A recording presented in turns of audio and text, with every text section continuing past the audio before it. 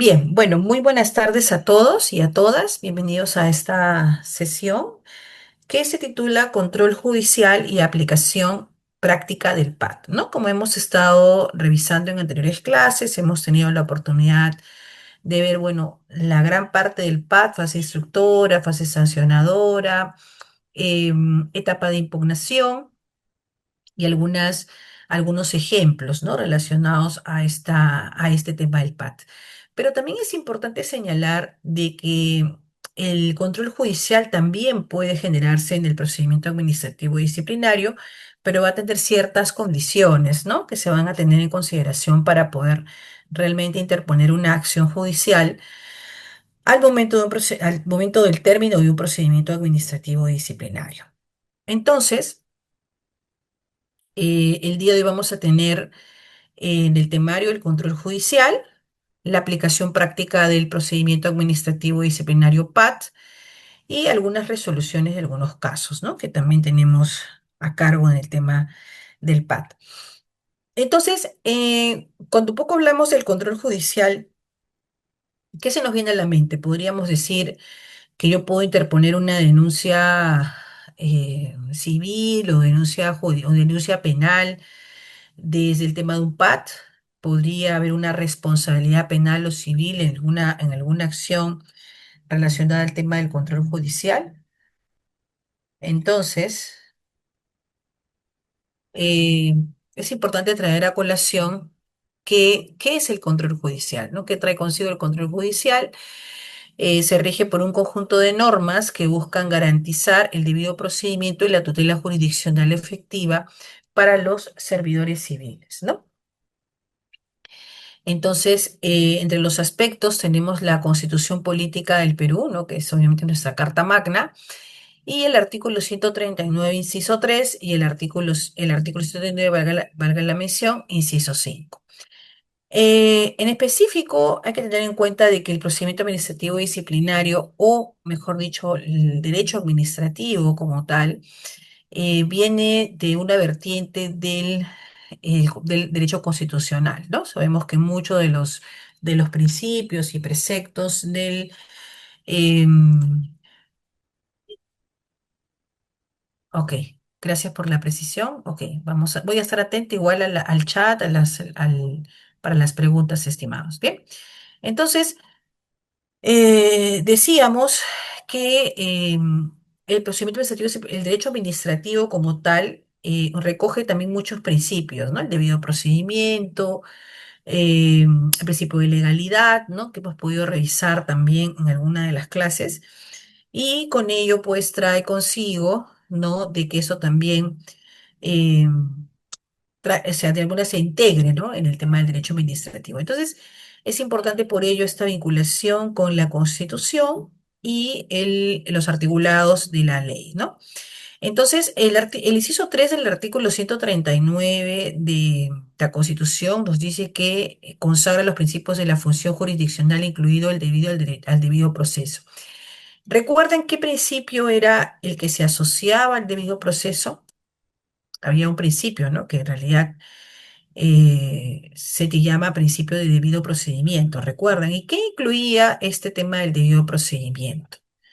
¿Qué derechos tenía el administrado? ¿O qué derechos tenía la entidad? ¿No? ¿O solamente los tiene la entidad? ¿O solamente los tiene Muy bien, gracias, Omar. Buenas tardes. Omar nos dice debido procedimiento, exactamente. Y la siguiente pregunta es, ¿qué trae el debido procedimiento? Decimos de que solamente es para el administrado, es para ambos. En un ejemplo práctico, ¿cómo se aplica el debido procedimiento en un PAT, por ejemplo, ¿no? Entonces, si yo estoy ante un PAT, ¿tengo derecho a ejercer mi defensa? Sí. ¿Tengo derecho a presentar descargos? Sí. ¿Tengo derecho a pedir una ampliación de plazo? Sí. ¿Tengo derecho a acceder al expediente? Sí. ¿Tengo derecho a ser patrocinado por un abogado de mi elección? Sí. ¿Tengo derecho a un informe oral? Sí. ¿Tengo derecho a tener copias del expediente u otro?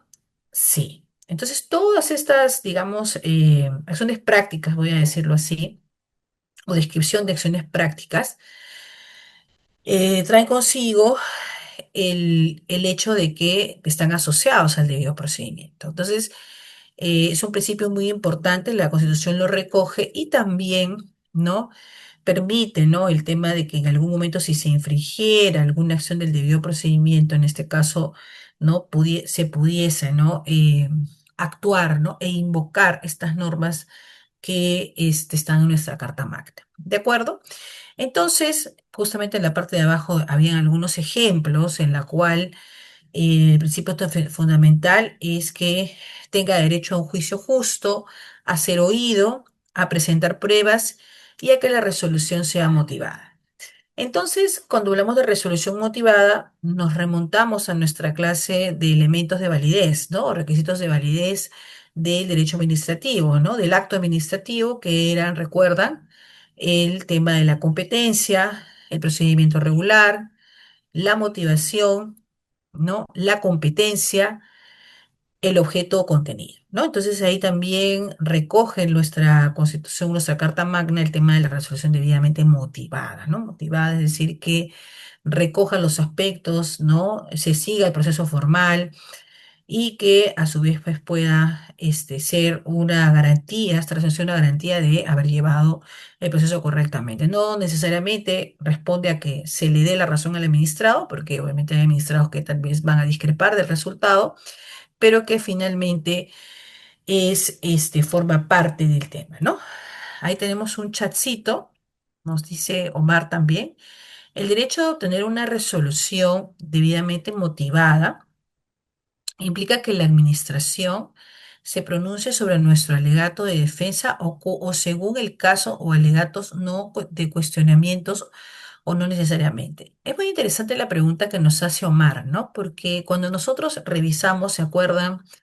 En un ejemplo, me parece que ese fue en el caso de la clase del órgano sancionador, y yo les decía, ¿no? ¿Qué pasa si, por ejemplo, tú eres un abogado de un asesor o funges de asesor y te dicen, ¿qué debería tener? Te hacen la pregunta, ¿no? ¿Qué debería tener una resolución de sanción para que no sea objetada, ¿no?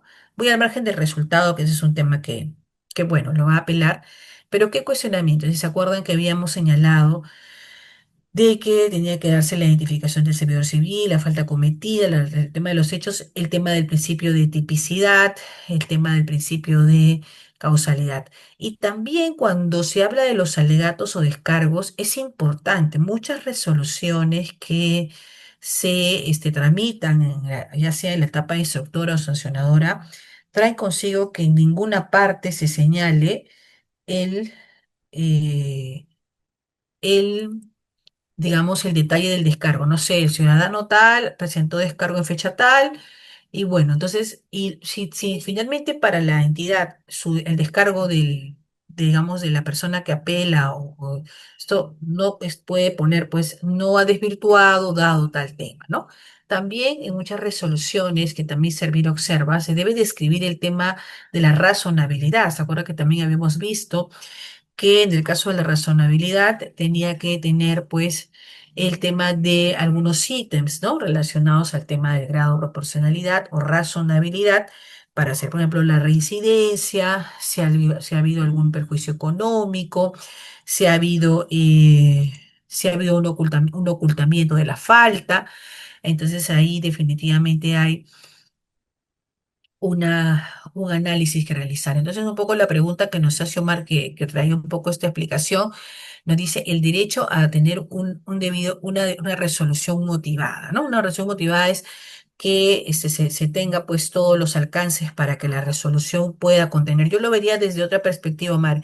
Es decir, que la resolución motivada va a lograr obtenerse si es que realmente se respetan los parámetros, ¿no? Y lo estimado en las etapas instructoras y sancionadoras, porque una resolución debidamente motivada, ¿no? Que es un término bastante general, se va a alimentar justamente del conjunto de hechos sucesivos y congruentes entre ellos para poder, ¿no? generar una resolución motivada, ¿no? Porque muchas veces suele pasar en Servir y ahí cuando hay resoluciones que salen del tribunal, dicen, ¿no? La resolución no estuvo motivada, que el órgano instructor no observó, o sea, ya podría caer más. Entonces ahí creo que Si bien hay un derecho a tener motivado, yo creo que más que una resolución, yo sería de la recomendación que también sea asociada al debido procedimiento, ¿no? Porque creo que si tú haces un buen procedimiento, puedes obtener una resolución motivada, ¿no? Entonces ahí creo que también, pero también es un derecho que tenemos los administrados, ¿no? Y con ello nuestra interacción con la administración.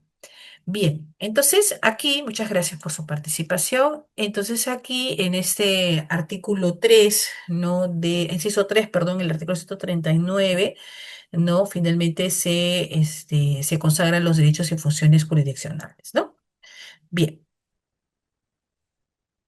Luego también tenemos el inciso 5 que establece la obligatoriedad de la motivación de las resoluciones judiciales en todas las instancias, ¿no? Que eso también es un tema que, un poco lo que nos decía Omar hace un momento en su intervención, ¿no? Y que finalmente aplica las resoluciones administrativas como las que se emiten en el PAT. Si bien el inciso 5 del artículo 139 habla de resoluciones judiciales, recordar que también se puede utilizar de manera supletoria, ¿no? Algunas normas relacionadas, también tenemos la específica, pero finalmente también se puede traer a colación, ¿no? El, este inciso 5, ¿no? El artículo 139. Bueno, seguimos. Entonces, tenemos el PAT, como obviamente tiene su propia norma, ¿no? Relacionada al tema. Tenemos la ley, la 3057, que es la ley de servicio civil, y bueno, también la 30943, que es una ley de creación de Autoridad Nacional Poder Judicial, ¿no? Que también tiene algunos alcances importantes. La ley 30517, como hemos visto ya en otras oportunidades y en algunas clases, son de base de régimen disciplinario y sancionador para los servidores civiles del Estado, ¿no? Entonces ahí también ya habíamos dicho que habla de faltas administrativas y que se encuentran relacionados al tema del régimen disciplinario. Y luego, en el caso de esta ley 3943, ley de creación de la Autoridad Nacional de Control del Poder Judicial, esta ley creó la Autoridad Nacional del Poder Judicial, ANC, y tiene autonomía administrativa, funcional y económica, ¿no? Su función es supervisar y sancionar la conducta de los jueces y servidores del Poder Judicial, ¿no? Que también está asociada, pues, a una acción, ¿no? De controles, ¿no? De parte del Poder Judicial. Bueno, su reglamento administrativo, medidas de protección y la carrera judicial. Bien, bueno, esas son también algunos marcos normativos que también tienen a cargo. Bien, entonces vamos a entrar un poco al tema del control judicial, que está relacionado a la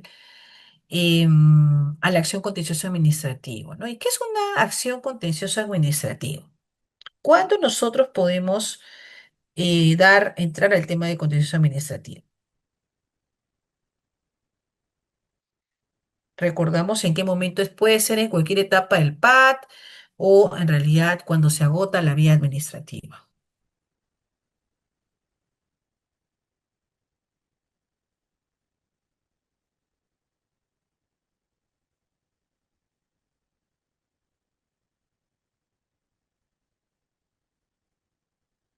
Porque finalmente puede generarse en cualquier etapa, ¿no? Cuando se agota la vía administrativa, nos dice Omar. Bueno, en sí, cuando estamos, y lo señalé, ¿no? Cuando estuvimos en un ejemplo, a ver, vamos a seguir leyendo los chatcitos, entre otros, ¿no? Nos dice, pero también hay otras causales, como por ejemplo obligar a la administración a emitir un pronunciamiento, ¿no? Entre otros. Muy bien, muchas gracias, Omar. Entonces decíamos que ¿se acuerdan cuando hacíamos el ejercicio hacíamos el ejercicio y les decía, estimados, una apertura de procedimiento administrativo disciplinario es apelable?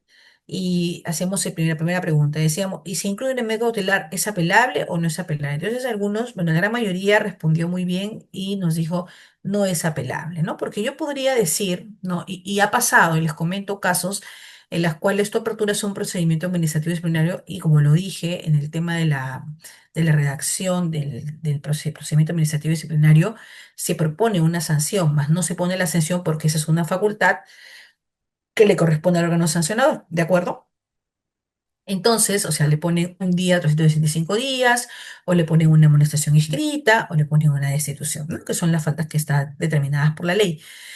Entonces, pero suele pasar y en que a veces algunos administrados, ¿no? Se van al Poder Judicial o van a la Fiscalía o van a un juzgado y dice, interpongo denuncia de abuso de autoridad sobre el jefe tal que me ha generado una apertura de procedimiento administrativo disciplinario. Bueno, lleva su resolución y bueno, finalmente, ¿no?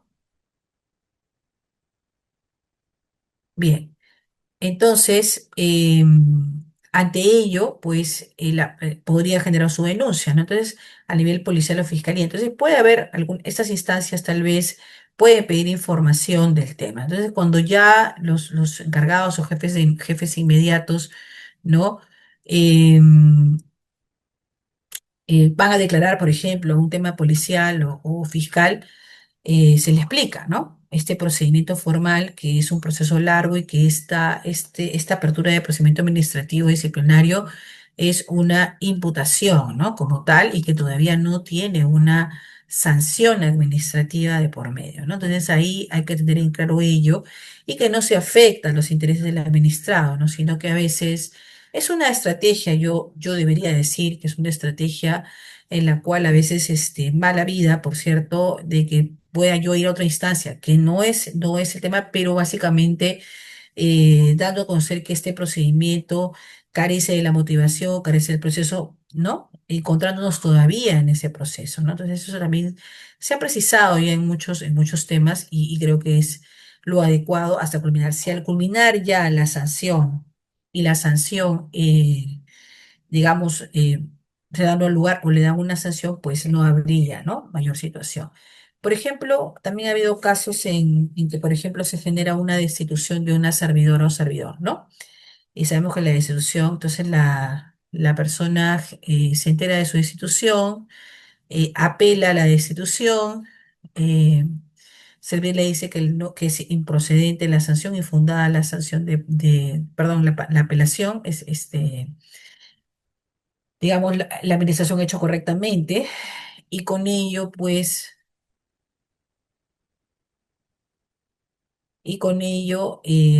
genera una denuncia de abuso de autoridad, ¿no? Y dice, bueno, a mí me procesaron mal, a mí me destituyeron y yo no tenía, entonces, lo que hace la fiscalía es, dice, si hay elementos para el tema del abuso, entonces piden información, ¿no? Entonces ahí también el área de Secretaría Técnica, el órgano instructor sancionador tiene que tener claro, ¿no? Cuáles han sido los alcances de ese procedimiento administrativo disciplinario y finalmente poder tratar. Entonces, eso también es una garantía, ¿no? Es una garantía del tema.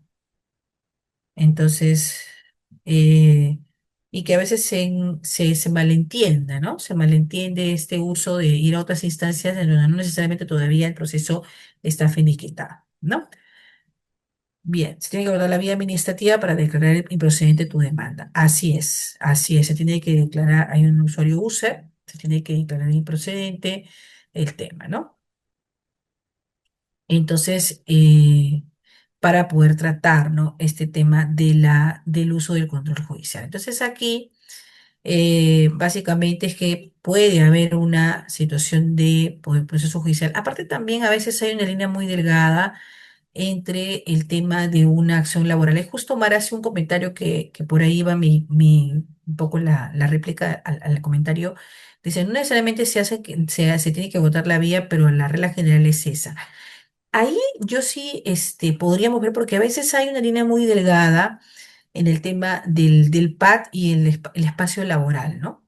Me explico. Por ejemplo, ¿qué pasa si un servidor, sabemos que un servidor puede ser procesado y se le destituye? ¿De acuerdo? Se le destituye por una falta administrativa X. Genera reconsideración, no le dan la reconsideración porque él es desvinculado y él pues en la vía laboral, en la vía administrativa dice, bueno, está mal la resolución, ha habido unas situaciones que han sido incongruentes, que ha habido una animadversión contra mi persona, etcétera.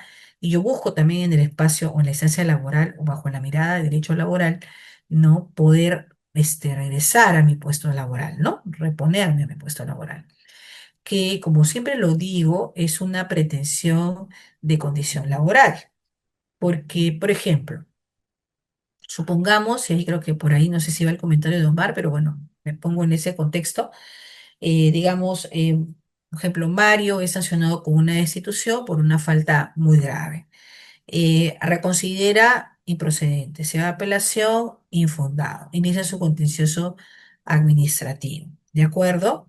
Entonces termina el contencioso administrativo y le dice sí, han habido elementos para la nulidad y finalmente señala de que la resolución, porque el Poder Judicial sí tiene la posibilidad de las resoluciones, ¿no? Y dice que efectivamente hubo vicios en la resolución y que esta persona, pues, ¿no?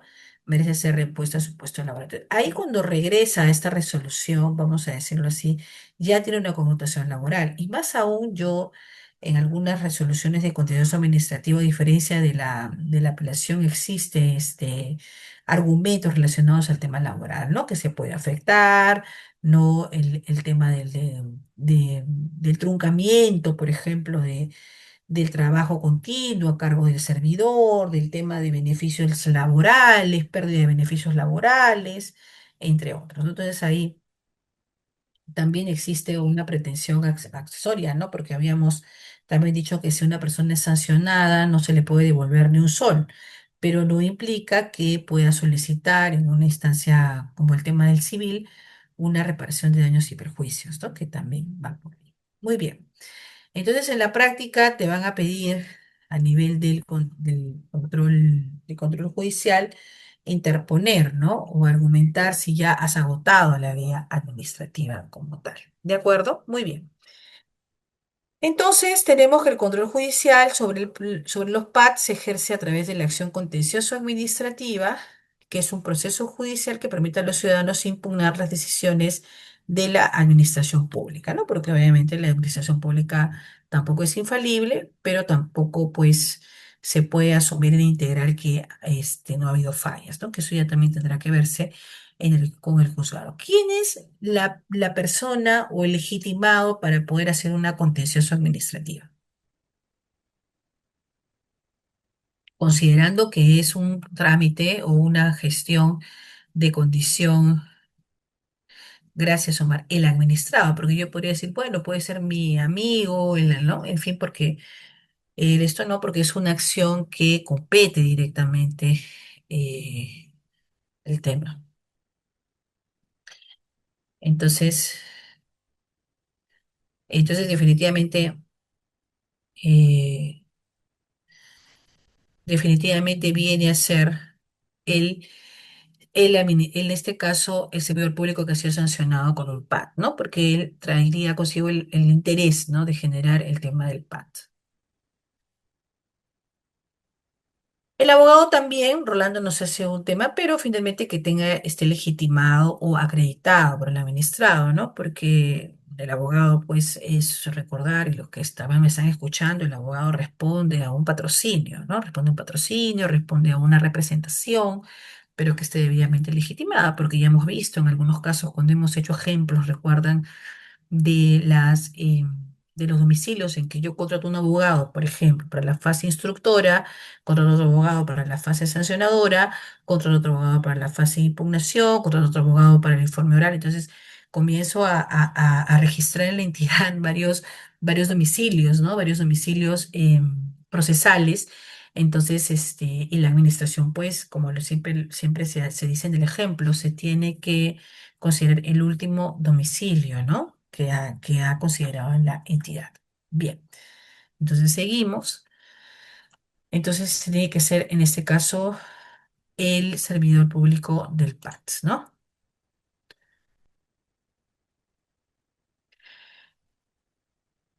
Sí, claro, el administrado puede litigar, por supuesto, puede interponer su demanda de contencioso administrativo, normalmente sí se va acompañado de un abogado, ¿no? Definitivamente, salvo que el administrado sea un abogado, ¿no? Que también podría ejercer su defensa, ¿no? Pero lo más práctico o lo más real es que tenga un patrocinador, ¿no?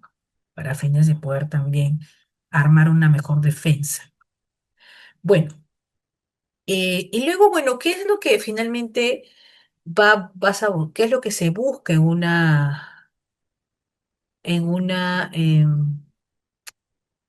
demanda contencioso administrativo? ¿Qué es lo que se busca dar, ¿no?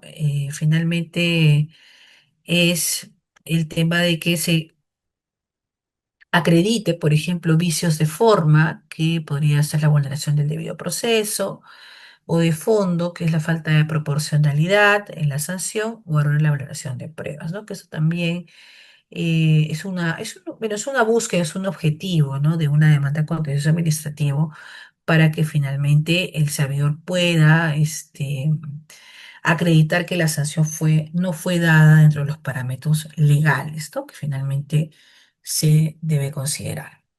Bien. Entonces, ¿cuáles son las bases del control judicial? Tutela judicial efectiva, debido procedimiento y principio de razonabilidad, ¿no? Que son finalmente. Si ustedes asocian a los principios del PAT, ¿a cuál se acerca, por ejemplo? Bueno, ya no vale dar el debido proceso porque ya habíamos hecho el ejercicio hace un momento de que se asocia el principio de debido procedimiento. Y el principio de proporcionalidad, ¿a cuál principio se acerca del tema del procedimiento administrativo disciplinario? Porque había uno que mencionábamos, que eran dos que se asemejan. ¿Se podría asociar a qué principio? Al principio de razonabilidad o proporcionalidad, ¿no? Muy bien, ahí nos contestan. Veo que están muy activos, me alegra mucho. Rolando, bueno, se ha hecho la pregunta del abogado. Wilmer nos dice razonabilidad, perfecto. Y Omar también nos dice razonabilidad o proporcionalidad, también que habíamos visto que también es un principio, ¿no? Que forma Liliana. Liliana, ¿cómo estás? Popuche nos dice principio de razonabilidad. Muy bien. Entonces, ¿y cuál sería el principio que se acercaría, por ejemplo, a la tutela judicial efectiva?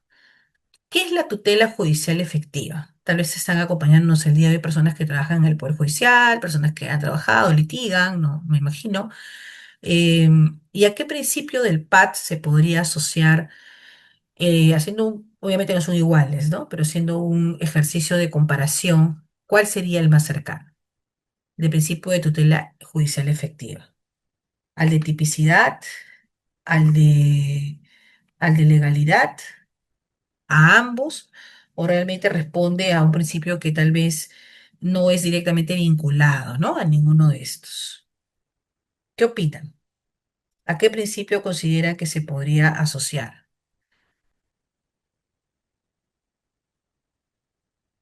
A ver, vamos a leer sus comentarios.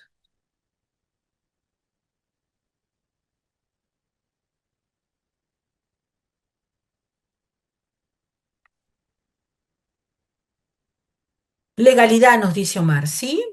Porque la tutela jurisdiccional efectiva es un derecho, ¿no? Es un derecho constitucional, es un derecho en la cual las personas pueden acceder también libremente a los tribunales, ¿no? Para exigir el cumplimiento, ¿no? De sus derechos o protección de sus derechos, ¿no? Y que busca justamente que la resolución sea debidamente motivada, ¿no? Como tal. Entonces, porque sabemos que el principio de legalidad es que las autoridades actúen un poco en el marco de sus competencias, no dentro de sus alcances y límites, ¿no? Porque el PAT muchas veces, si haces un mito y verdad, vamos a decirlo así, se puede malentender en algunos casos en que se usa como un instrumento, ¿no? Un instrumento de venganza para lograr una sanción, ¿no? Entonces ahí se tiene que mediar mucho el tema del equilibrio en un PAT.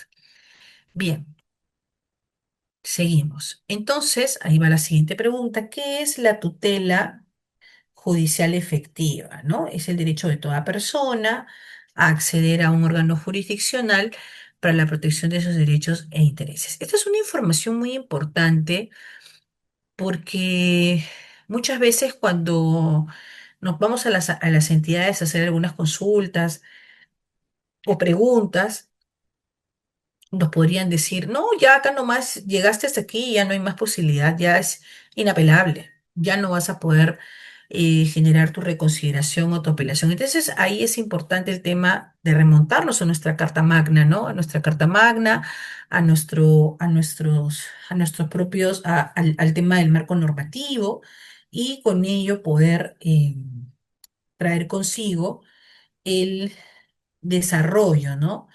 De la tutela judicial efectiva, ¿no? En la cual ya como hemos explicado puede acceder, ¿no? Puede acceder cualquier ciudadano. ¿De acuerdo? Bien. Perdón, creo que se puede compartir un momento, por favor. Disculpen. Listo, ahora sí. Ok. Entonces, decíamos eso y que finalmente busca proteger, ¿no? Proteger la protección. ¿Qué pasaría si solamente llegase a la vía, solamente llegase hasta el Tribunal de Servicios Civiles, o sea, solamente nos permitiese llegar a la instancia de la apelación, ¿no? Entonces ahí habría una situación porque, ¿y por qué creen que se apertura la ventana al judicial? Por qué creen que la norma, desde una mirada lógica, o sea, al margen que lo diga la Constitución, que está muy bien, por cierto, pero ¿por qué creen que permite la norma, o sea, nuestra legislación, dice, ¿por qué no quedarse solamente en la primera y segunda instancia, ¿no? ¿Por qué aperturar el tema de reconocerle un derecho bajo la vía judicial o contencioso administrativo a los administrados? ¿Por qué creen? Considerando que el contencioso va a ser resuelto por un juez. Y pueden decir, bueno, pero el juez no es el PAT, no es el órgano sancionador, no es el órgano instructor. A ver, los leo.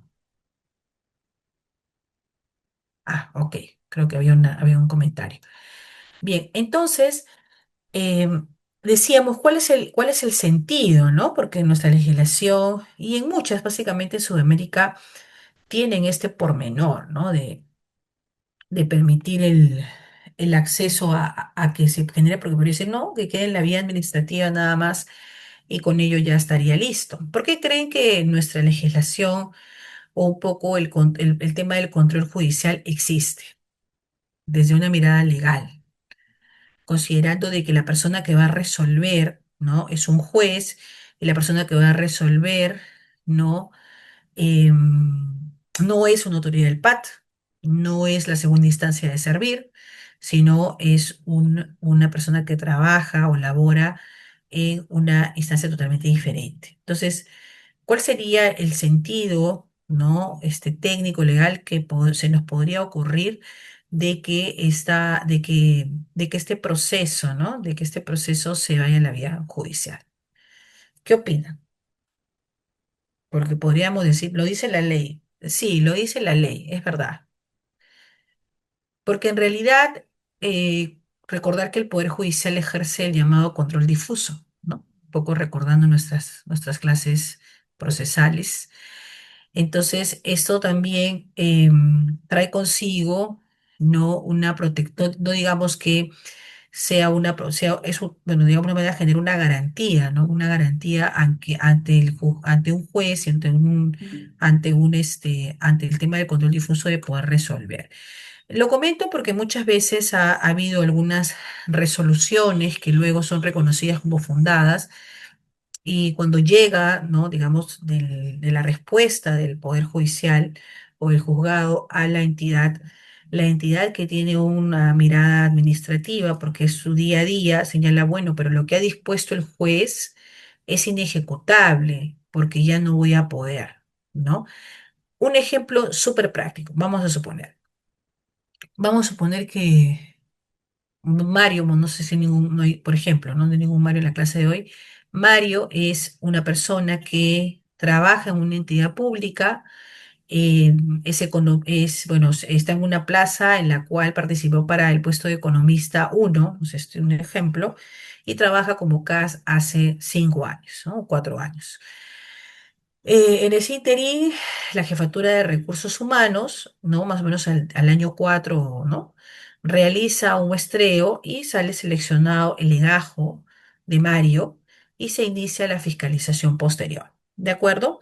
Mario, quien ostentó para el concurso un título de economía, ¿no? ostentó, no sé, cursos de gestión pública, ostentó constancias de trabajo, entre otras, que finalmente le permitieron acreditar y participar del proceso del proceso CAS y finalmente poder adjudicarse, ¿no? Esta plaza. Entonces, resultado de la fiscalización posterior, se verifica que el título que presentó, vamos a suponer que él presentó un título de una universidad de provincia, ¿no? Pero finalmente sabemos que a la fecha ya existe pues todos los títulos en la SUNEDU, ¿no? Es un poco difícil no encontrar un título, ¿no? Entonces se inicia procedimiento administrativo disciplinario, él genera sus descargos y finalmente lo destituye.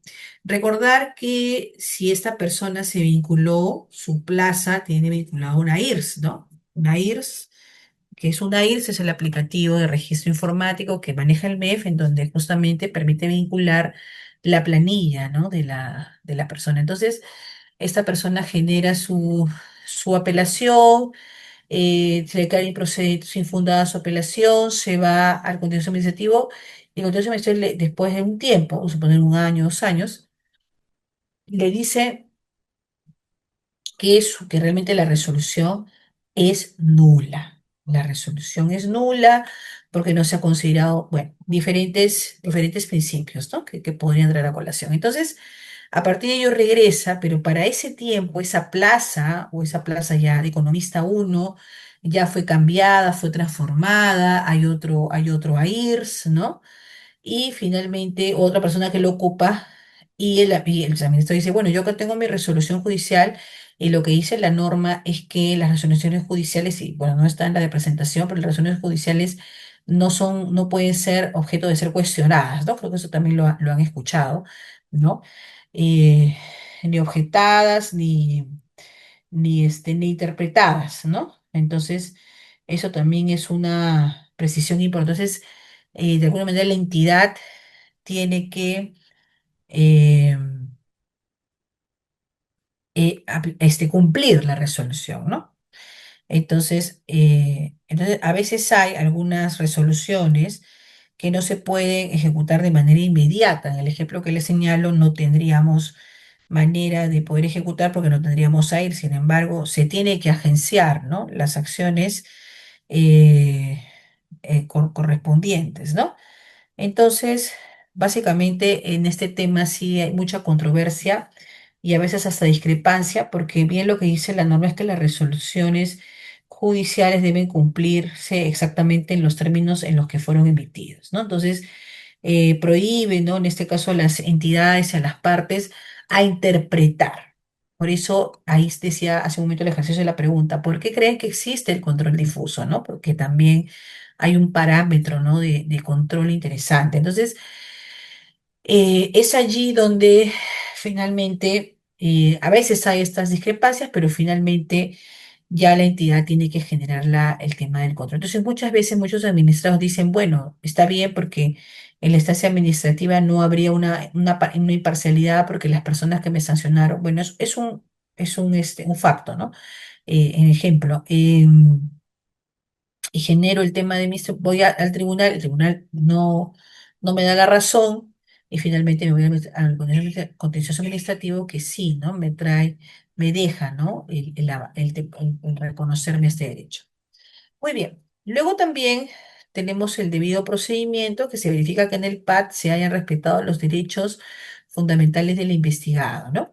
Entonces, este también es un aspecto súper importante porque acá no solamente temas de forma, sino temas de fondo, ¿no? Que estén debidamente notificados, que se hayan generado los descargos, los alegatos, etcétera. Entonces, eh, se dice, ¿no? De que se puede verificar en un contencioso administrativo que el PAD se haya respetado los derechos fundamentales del investigado, como el derecho de la defensa, ¿no? A la presunción de inocencia, a la motivación de la sanción y a un procedimiento justo, ¿no? Que eso también forma parte, ¿no? Porque tal vez en el contencioso administrativo yo podría decir, bueno, no se ha cumplido, no se ha generado las acciones, hay situaciones complicadas, ¿no? y finalmente pues puedo generar bueno, mi observación, ¿no? Directamente del tema del debido procedimiento. ¿De acuerdo? Muy bien. Luego también hay un aspecto muy importante que habla el tema del control gubernamental, del control judicial, ¿no? Que es justamente el principio de proporcionalidad, ¿no? El principio de proporcionalidad, ¿no? Creen que debe encontrarse como un parámetro del control judicial, porque, por ejemplo, decíamos de que primero se respeta el debido procedimiento, ¿no? Que se ha generado que, como lo dije, pueden haber temas de forma y de fondo. Y en el caso de la proporcionalidad está asociado a temas de forma o de fondo, o de ambos. ¿Qué opinen?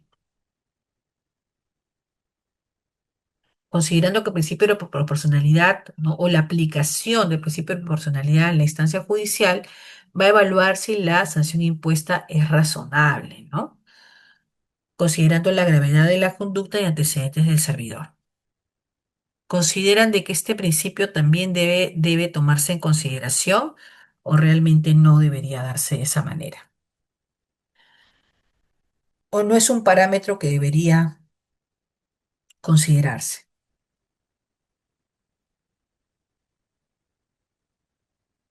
¿O ustedes fueran el juez que van a resolver una acción contencioso administrativo? ¿Podrían considerar ese parámetro o realmente no lo consideran?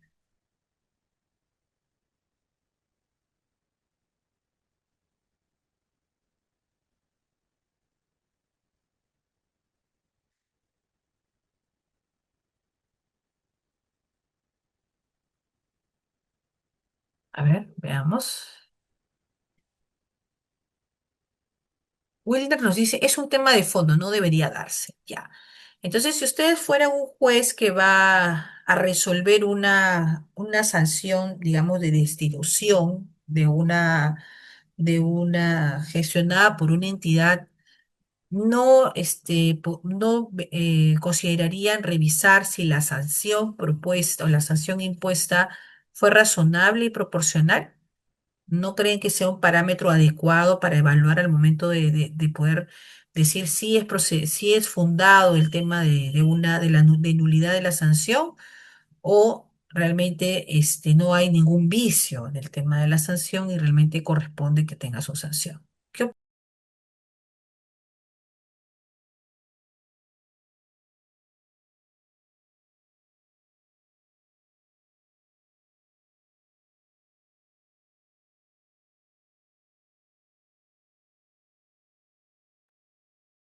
A ver, Rolando nos dice tanto el fondo como la forma y Alex nos dice sí debe ser proporcional a los hechos. Claro, hagamos un ejercicio práctico, digamos que nosotros, perdón, sí, estoy con los chats, ustedes tuvieran a la vista un expediente en la cual una persona va a generar su demanda contencioso administrativa y dice mi sanción que me han impuesto es totalmente injusta, me han puesto una destitución, yo soy un trabajador, he sido un trabajador de tal entidad y realmente no está debidamente merituado. Entonces, primero lo que como jueces o posibles jueces de una acción contencioso administrativa podrían decir, bueno, en primer lugar, tengo que, si cumplo los requisitos de admisibilidad de la demanda contencioso administrativo, en definitiva, pues tengo que eh, atenderlo porque finalmente le toca. Luego tengo que verificar si realmente se ha cumplido el debido procedimiento, si realmente está el expediente completo, si realmente la persona ha sido debidamente notificada, si se ha cumplido los procedimientos formales del procedimiento administrativo disciplinario, entre otros. Y finalmente, si la sanción, que es justamente uno de los objetivos de una demanda contencioso administrativa, en donde yo lo que quiero es que esa sanción sea declarada nula para fines de yo poder regresar a mi puesto de trabajo y pedir el resarcimiento de daños y perjuicios o de montos, ¿no? De considerarlo. Bien, entonces, ¿qué es lo que nos dice el marco normativo sobre el tema del control judicial, ¿no? Busca un equilibrio entre la potestad disciplinaria del Estado y la protección de los derechos fundamentales de los servidores civiles. El Poder Judicial, a través de los procesos contenciosos administrativos, actúa como un garante de la legalidad y la constitucionalidad de las decisiones adoptadas en el ámbito disciplinario. Claro, porque podría existir un ejercicio abusivo de algunas entidades, ¿no? En la cual podría llegar una alerta, ¿no? En la cual están sancionando personas y que finalmente eh, pueden generar, pues, como lo dije hace un momento, como una herramienta de, no tanto de poder, no de lo que señala el PAC, ¿no? De encauzar o corregir la acción de un administrado, ¿no? De un servidor, sino realmente de tomarlo en cuenta como para sacar del camino a la persona que se encuentra en esa plaza, ¿no? Plaza o plazas administrativas. ¿De acuerdo? Bien, entonces eh, es importante tener en consideración ello. Entonces aquí, de alguna manera, en el caso de la normativa, busca la protección de derechos fundamentales y finalmente también es un garante de la legalidad, ¿no? También es importante, ¿no? Ello. Bien, seguimos entonces.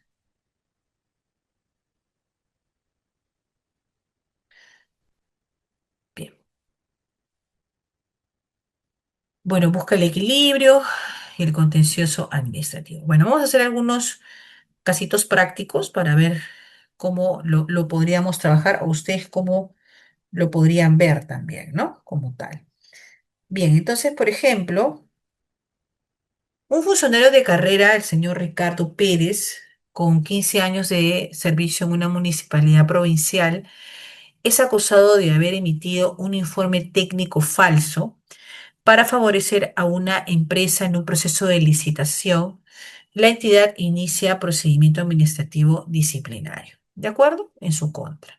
Durante el proceso, el señor Pérez presenta un informe de perito técnico que refuta las acusaciones y demuestra que el informe original fue manipulado por terceros. Sin embargo, el órgano instructor y titular de la entidad desestima sus pruebas, emite su informe final de instrucción y finalmente, con una resolución, lo destituyen del servicio civil. Hasta ahí tenemos una figura de una relación entre un ciudadano, órgano instructor, órgano sancionador y finalmente una resolución de desvinculación a través de la destitución. ¿De acuerdo? Entonces, vamos a suponer que el señor Pérez los busca a ustedes para poder generar su apelación, ¿no? Les toca la puerta a ustedes, les dice, mira, me han generado una sanción injusta, ese informe técnico ha sido manipulado, entre otros. Entonces, el señor, em, el señor Pérez, ¿no? Asistido por su abogado, debe agotar la vía administrativa y antes de recurrir al Poder Judicial, ¿no? ¿No? Tiene que generar el tema de la apelación, ¿no? Y finalmente, bajo la última instancia de materia de procedimiento administrativo disciplinario. Entonces, el Tribunal de Servicio Civil analiza el recurso y tras la evaluación del expediente emite una resolución confirmando la sanción de destitución. Bien, con esta resolución la vía administrativa queda agotada. Entonces, hasta ahí también, en una mirada de asesor, el abogado le dice, bueno, para llegar al juez, porque tal vez tú deseas irte a una demanda civil, porque realmente tú tienes pruebas, tienes argumentos, ¿no? Que realmente te dicen, tiene que sancionarse, ¿no? Correctamente, y no es como él dice, etc. Bueno, en fin, un sinfín de argumentos, ¿no? Entonces, em, finalmente agota la vía administrativa y con esta resolución presenta una demanda contencioso administrativa, ¿no? Ante el juez especializado y finalmente se va a la contencioso. Eh, la acción legal no busca una nueva valoración de los hechos, sino un control de legalidad del acto administrativo. Claro, porque ahí el resultado de una demanda contencioso administrativo justamente es ello, es traer consigo el tema de realmente evaluar, ¿se acuerdan que era el tema de revisar, el tema del debido procedimiento? Eran dos, ¿no? Y el tema de la proporcionalidad o razonabilidad. Entonces, ¿no? ¿Qué trae consigo ello? Entonces, no busca una nueva valoración, sino un control de legalidad. Es decir, que si el acto administrativo estuvo correctamente emitido, ¿no? A favor de este administrado. Bien. Entonces, vamos a suponer que ustedes son el abogado que está asesorando a esta persona. ¿Y qué es lo que pedirían ustedes? ¿Estaría bien que esa pretensión, la nulidad de la resolución del tribunal y de la resolución, pido las dos? ¿O solo pido la de servir?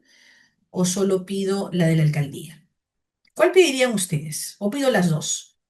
Porque una me dice que es improcedente mi apelación y la otra me sancionó. O ambas podrían ser solicitadas. Y como pretensión accesoria, la reincorporación inmediata a su puesto de trabajo y el pago de las remuneraciones dejadas de percibir. ¿Estaría bien hecha esta demanda o ustedes decidirían reencauzarla bajo otro medio? ¿Qué opinan? ¿O realmente estaría correctamente dada?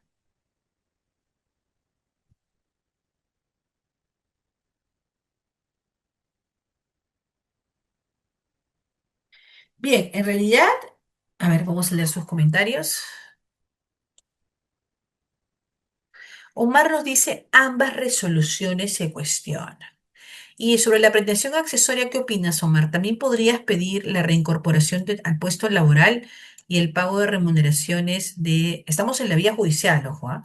Y el pago de las remuneraciones que se dejaron de percibir. Supongo que esta persona dejó de percibir un año, ¿no? Un año de remuneraciones de por medio. ¿Sería así?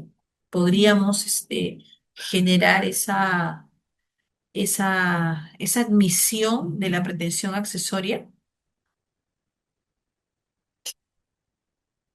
Porque muchas veces me podrían decir, sí, pero yo la pedí, ¿no? Porque muchas veces hicimos un ejemplo también en la clase pasada y nos decían, ¿y qué pasa si en la clase pasada, si en fase, en sancionador, me parece, una persona que preguntó y nos dijo, ¿qué pasa si yo me han sancionado y en la apelación de servir me dan la razón y yo pido que me regresen a mi trabajo? Me regresan a mi trabajo, pero no me pagan no sé, los 6 meses que yo estuve fuera, porque me dicen que hay una ley yo expliqué, ¿no? Que había una ley de presupuesto, que había el tema de el pago efectivo por prestación realizada, ¿no? Es decir, no se te va a pagar si es que tú no gestionas la prestación realizada. Entonces, ahí hay y ahí yo señalé claramente que eso sí se podía pedir al Poder Judicial, ¿no? Como tal. Entonces, eso también puede ser una pretensión que se puede dar en esta instancia y con ello pueda, ¿no? Seguir su trámite. Bien, hasta ahí tenemos alguna pregunta, comentario. Bien, seguimos entonces. Entonces tenemos ya la pretensión accesoria y los fundamentos de la demanda sería la vulneración del debido procedimiento, que como lo dije al inicio era una pregunta si era de forma o de fondo, la infracción al principio de presunción de inocencia, la infracción al principio de tipicidad y la falta de proporcionalidad, ¿no? Que también trae consigo ello, ¿no? Que serían un poco los fundamentos que traería consigo la demanda, ¿no? La demanda. Entonces, tendría que tener en claro, o realmente tener en claro todos los hechos para demostrar que hubo una vulneración en el debido procedimiento. En lo que corresponde al principio de presunción de inocencia es que, ¿no? De alguna manera eh, no hay responsabilidad hasta que se demuestre totalmente lo contrario y esto implica el contencioso administrativo, la infracción al principio de tipicidad, ¿no? Eh, y que de alguna manera pues la falta haya sido correctamente dada, o sea, dentro de los parámetros de lo que señala las faltas leves, muy leves, graves o muy graves, ¿no? Y la falta de proporcionalidad, ¿no? Que también trae consigo este detalle. Bien, luego tenemos la vulneración del debido procedimiento administrativo, que se alega que la entidad administrada, la entidad administrativa no valoró adecuadamente las pruebas del descargo presentadas por el señor Pérez, ¿no? Violando su derecho de motivación en los actos administrativos dados.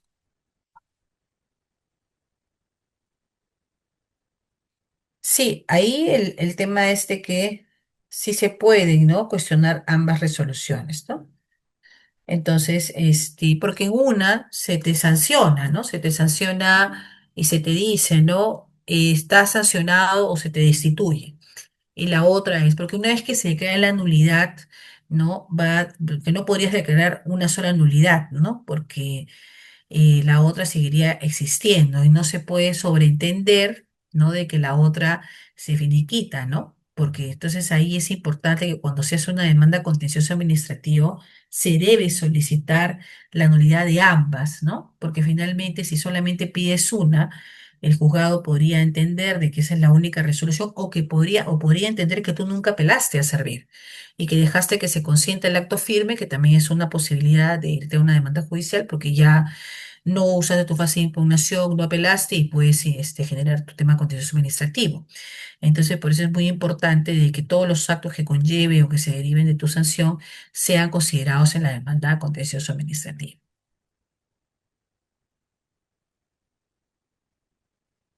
En el caso de la revocatoria y posterior absolución, yo creo que ahí ya escapa un poco, porque como les dije, el tema del contencioso administrativo no es nuevamente revisar la valoración de hechos, ¿no? Sino realmente revisar que las resoluciones hayan hayan cumplido sus principios.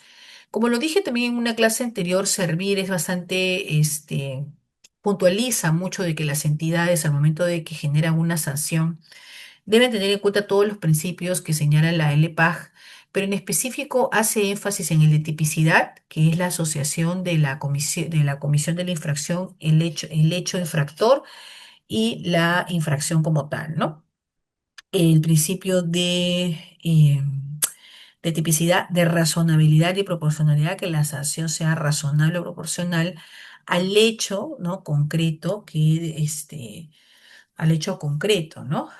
Del tema para poder resolver. Entonces, por allí creo que se debería solicitar nada más el tema de la nulidad de las resoluciones para fines de que la persona pueda interponer, pues, o pueda retornar a su puesto laboral, ¿no? Entonces, porque la absolución ya es una temática, o sea, más está enfocada, me parece, a un tema más de otra rama del derecho en la cual se dice, bueno, esta persona no tuvo responsabilidad, etcétera, y ese en realidad no es un poco el trabajo de la sala de una demanda, de la temática de, de un contencioso administrativo, quien tiene básicamente otro objetivo, ¿no?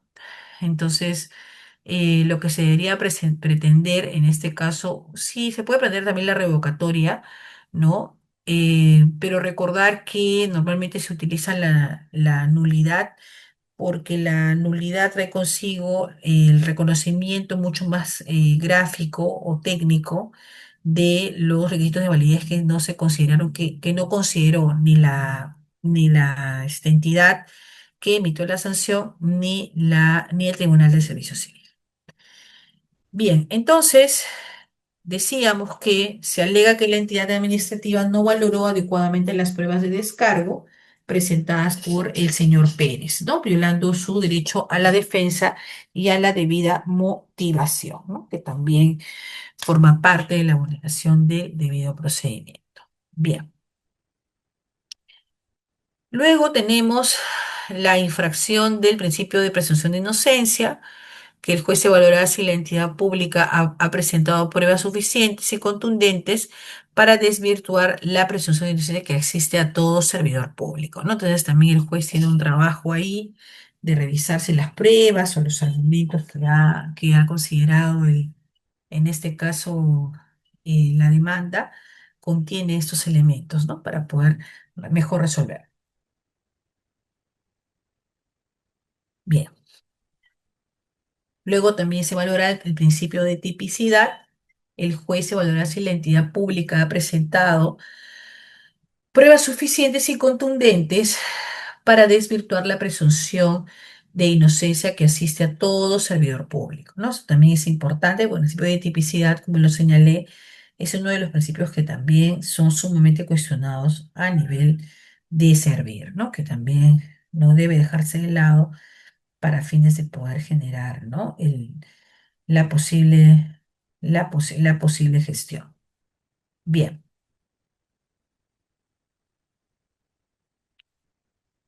Luego también se debe considerar la falta de proporcionalidad, ¿no? Entonces, ¿y cuál sería la relación entre poder generar la falta de proporcionalidad y el principio de tipicidad en un caso como el que estamos señalando? Sí, adelante, Rolando. Había una pregunta.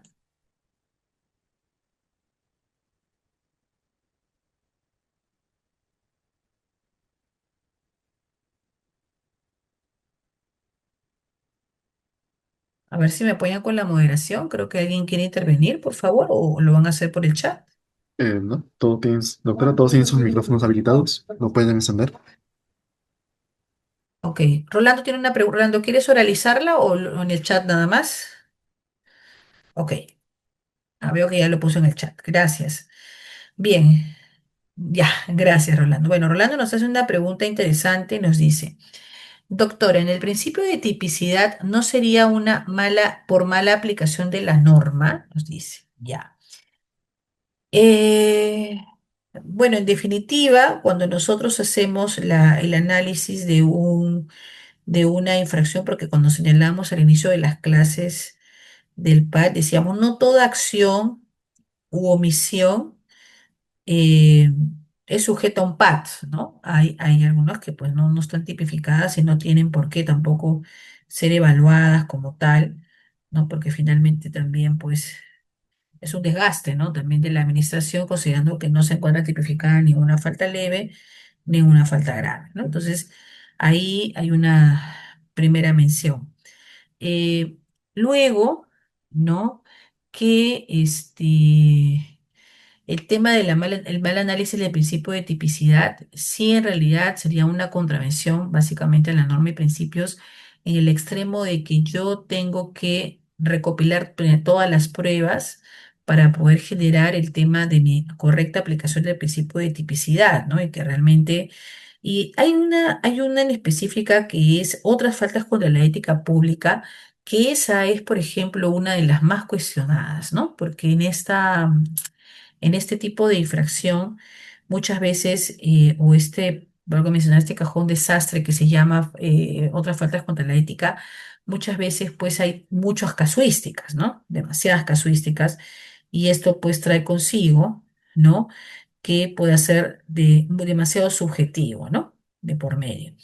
Entonces ahí el tema a veces de la tipicidad se pierde, ¿no? Si bien hay un precedente vinculante también que habla sobre el tema de los principios, ¿no? De la aplicación, ¿no? De las infracciones del código de ética, ¿no? Se vinculan mucho, pues, a los principios que regula este código y la relación al momento de la ejecución, ¿no? Entonces, ahí también hay un pormenor interesante. Entonces, yo creo que sí es respondiendo a tu pregunta, Rolando, sí es una mala aplicación de la norma o análisis de parte de organizador y Secretaría Técnica. El PT sugiere que el que introduzca los hechos falsos sea el que emite el informe, dice. En este caso, si uno niega haberlo hecho y ello presenta pruebas de ello, podría ocurrir en una situación de atipicidad. Pero también debe precisarse el principio de causalidad en este caso de particular. Bueno, ahí también, Omar, sí es cierto de que la norma también reconoce el tema de las pruebas a nivel del derecho administrativo, ¿no? Porque en el caso que yo propongo, que digo, ¿no? Que yo no, que falseó el documento, entonces una manipulación de un informe, una manipulación de esto necesita definitivamente un asesoramiento o un informe técnico especializado. Me explico. Ahora, por ejemplo, todos usamos firma digital, ¿no? Los que trabajamos en el Estado utilizamos firma digital, el cual nos da un código, a diferencia de la física, que era mucho más difícil, porque la física te daba, podías hacer, pues, hacer tu firma igual y finalmente era un problema, ¿no? Entonces, porque podría haber sido manipulada muchas veces, ¿no? Entonces, que no es la idea. Entonces, la firma digital trajo consigo una seguridad jurídica también, ¿no? Porque se tiene un código, un QR también que permite decir si realmente esta firma es verdadera, es conforme, ¿no? Entonces, eh, a raíz de ello, pues eh, se puede también valorar pruebas como el tema de los testigos, como el tema de las pruebas documentales, y también establece la norma que puedes también solicitar, ¿no? Por ejemplo, lo que dice el caso, ¿no? Un peritaje, por ejemplo, si así lo consideras, y de acuerdo a la disponibilidad presupuestal de la entidad, ¿no? También yo puedo pedir, por ejemplo, si fue un tema de mi firma digital, puedo pedir un informe, por ejemplo, al área que maneja el tema de la firma digital, indicando si esa firma es verdadera o esa firma es falsa, entre otros, ¿no? Entonces ahí, si bien podría aplicarse un principio de atipicidad en el extremo que tal vez no le tocaría a esta persona, ¿no? Porque tal vez sí podría haber una manipulación, ¿no? En efecto, debería considerarse el principio de causalidad también de por medio, ¿no? Entonces ahí hay que tener especial cuidado que si bien hay pruebas que normalmente se pueden utilizar a nivel de procedimiento administrativo, también existen otras que de acuerdo a la complejidad, ¿no? Casuística, podría, ¿no? Darse con tranquilidad. Bien.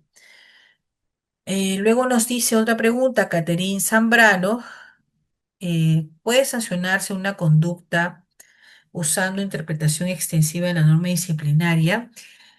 Solamente en el caso, por ejemplo, las faltas graves están bastante claras, ¿no? Esas no se pueden aplicar extensivamente porque son bastante gráficas.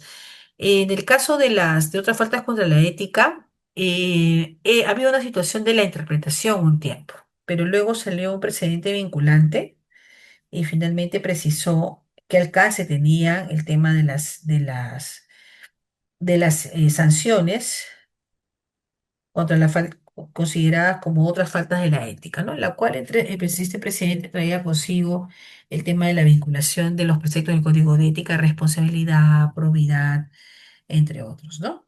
Entonces ya aclaró más el panorama, entonces ya la aplicación extensiva muchas veces se redujo, ¿no? Porque la verdad que la recomendación en el caso de las sanciones no debe ser tan extensiva, porque estamos hablando de una acción típica antijurídica, ¿no? Si es que lo vemos desde un tema de que fuera una acción o omisión que pueda estar afectando el tema de la, este, de la entidad, podría pues traer consigo una responsabilidad mayor. De nada, Rolando. Muy bien, entonces también se puede considerar que la sanción de destitución es excesiva en relación a la supuesta falta, ¿no? Por ejemplo, uno de las atenuantes son el tema de que el servidor no haya tenido, o el ciudadano no haya tenido sanciones previas, ¿no? Entonces eso también ayuda mucho a que de alguna manera finalmente también se pueda considerar que la falta no sea realmente proporcional, ¿no? Porque muchas veces pueden haber habido actos en los cuales no se sostuvieron, o sea, bueno, tal vez, por ejemplo, esa persona era un dirigente sindical, ¿no? Que es un ejemplo muy común, y finalmente, pues, se le sanciona con destitución. Entonces, si realmente la sanción no está debidamente motivada, podemos tener inconvenientes graves, ¿no? Si que no es una falta realmente acreditada o una falta que tenga un sustento bastante objetivo, podría, ¿no? Generar este, un abuso de autoridad, ¿no? De por medio. Bien, luego también tendríamos a exponer el tema de una sentencia fundada o infundada, ¿no? ¿Qué es una sentencia fundada y una sentencia infundada? Desde el tema de una demanda contencioso administrativa. A ver, estamos alguna intervención. ¿Qué es una sentencia fundada y qué es una sentencia infundada? Desde una mirada del contencioso administrativo.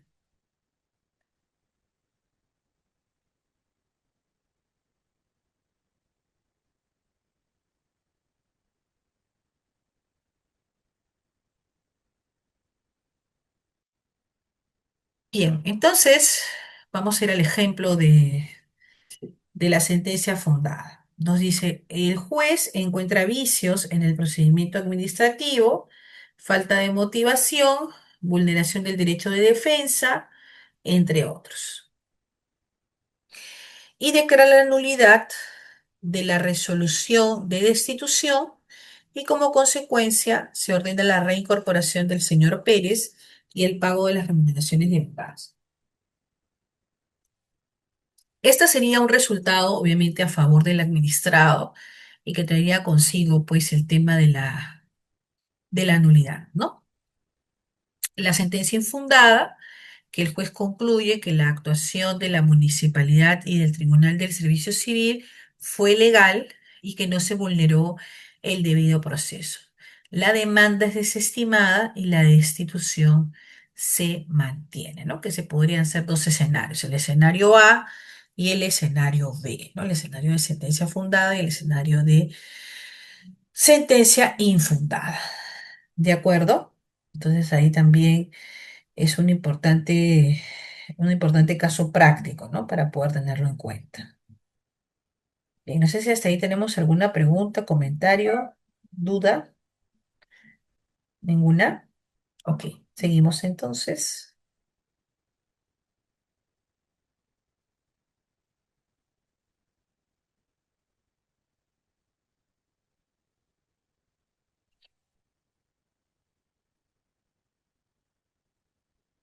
Listo.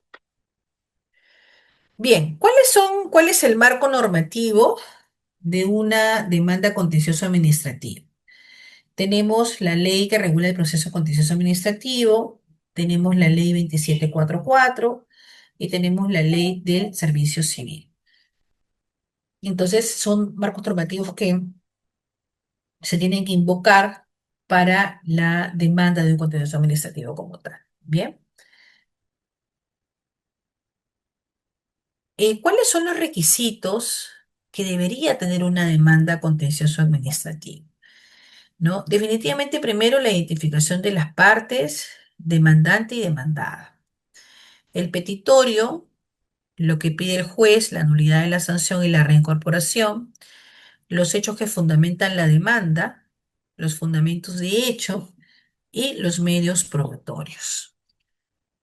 ¿Qué pasaría si, por ejemplo, existe una entidad que ya, digamos, ha sido fusionada, ha sido derogada o ha sido absorbida? En este caso, la demanda tendría alguna situación que contemplar desde la identificación de las partes o igual se le dirigiría en este caso a su pliego como ministerio, ¿no? ¿No? En este caso, para fines de mayor resolución. ¿Habría alguna contemplación ahí?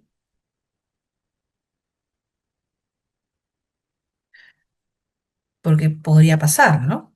Entonces ahí también las unidades ejecutoras, en este caso los ministerios también pueden, y normalmente reciben las demandas ellos, ¿no? A través de su procurador, recuerden, ¿no? Porque muchas veces las entidades dicen, bueno, a mí no me ha llegado ninguna demanda. Entonces ahí recordar que desde las funciones del procurador público, ¿no? Tienen todo el control del tema, ¿no?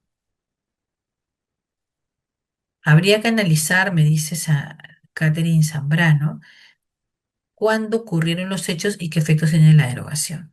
Claro, también habría esa consideración.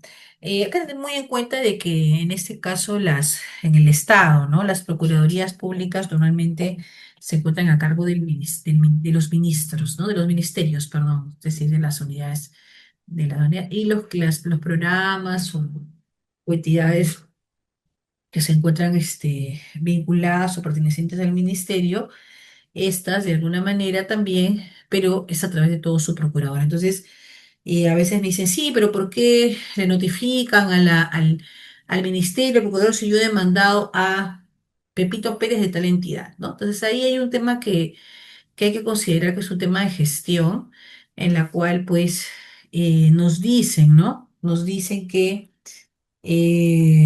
todo se canaliza por el tema del procurador, ¿no? Como tal. Bien.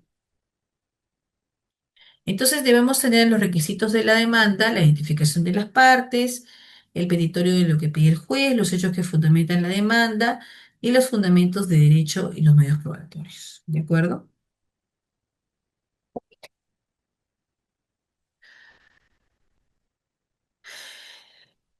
¿Y qué se tendría que pretender en una demanda? ¿Ustedes pretenderían las cuatro o pretenderían solo una, dos? ¿Pretenderían solo una? Tenemos a la nulidad del procedimiento administrativo, tenemos la vulneración del debido procedimiento, tenemos la infracción a la ley y la falta de proporcionalidad. ¿Pedirían todo o solamente uno de ellos? ¿O todo de ellos? ¿Qué opinan?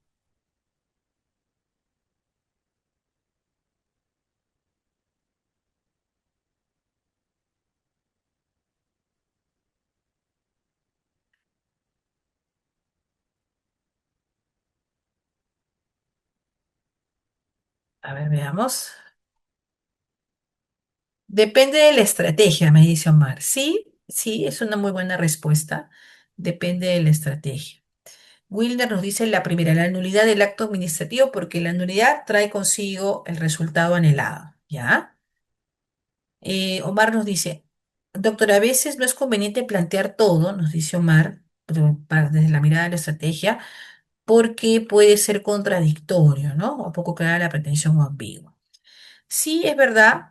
Creo que coincido en el tema de que en algunos casos no hay debería un poco actuarse en una contencioso administrativo desde la estrategia. Es verdad, es muy cierto, porque finalmente, pues no todos los casos son iguales, ¿no? Y declara. Entonces, Catherine nos hace que se declare la nulidad total o parcial de la resolución administrativa que impuso la destitución, me dice, ¿no? Y o resolución de servir que la confirmó. O sea, te irías por el número uno, ¿verdad, Catherine? O sea, la número uno que es la nulidad del acto administrativo sancionador. Sí, ahí es importante, efectivamente coincido con Omar desde el tema de la estrategia, ¿no? Definitivamente hay que tener estrategia, eso de todas maneras es la previa, ¿no? Analizar, ver realmente los pormenores, ¿no? Pero luego de ello sí realmente debemos ser precisos, ¿no? Si bien se aplica un control difuso, si bien va a estar a cargo de un juez, ¿no? Y que también seguramente podría requerir información, ¿no? A la entidad para poder, no sé, tal vez tú no tienes toda la información o falta, o no se puede ver algunas pruebas y lo solicita la entidad para poder generar este tema, pues en efecto, se debería ser lo más preciso en la demanda, ¿no?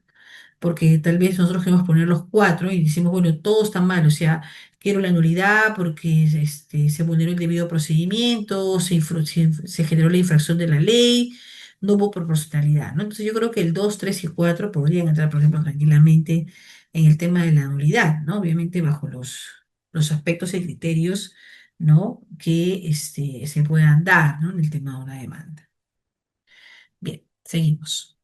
¿Alguna otra pregunta o comentario, por favor? Listo.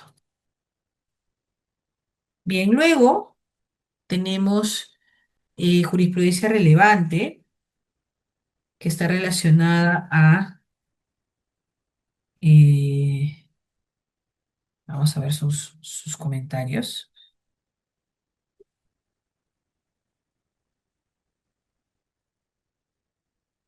Los cuatro serían válidos. No serían, en realidad podrían presentar los cuatro, ¿no? Porque, bueno, pero finalmente creo que lo más común en un contencioso administrativo o es enfocarlo desde la nulidad total de ambas resoluciones, considerando, por ejemplo, la vulneración de principios, que es una línea bastante marcada, ¿no? Que no se, o sea, de enfocar el principio de que no se cumplió el principio de tipicidad, que no se cumplió el principio de debido procedimiento, que no se cumplió el principio de razonabilidad. Es un enfoque, por ejemplo, porque si bien una presión de nulidad, pero obviamente va por el tema de los principios. Y el otro es tal vez si es que tenemos una evidencia real, gráfica, de que, por ejemplo, no se notificó correctamente al administrado, por lo cual no hizo viable que pudiese participar en su informe oral, bueno, etcétera, etcétera, etcétera, y eso conllevó a una serie de hechos por ahí, por ejemplo, podría ir en una sola causal. ¿no? Para fines de poder acreditar. Por ahí sería un poco la mención, ¿no? Bien, entonces tenemos el principio de tutela jurisdiccional, control del debido proceso y la reincorporación como efecto de la sentencia, ¿no? Que esto es lo más solicitado, lo más pedido, ¿no? Por los administrados. ¿De acuerdo? Entonces ahí también trae consigo, pues, ¿no? Un importante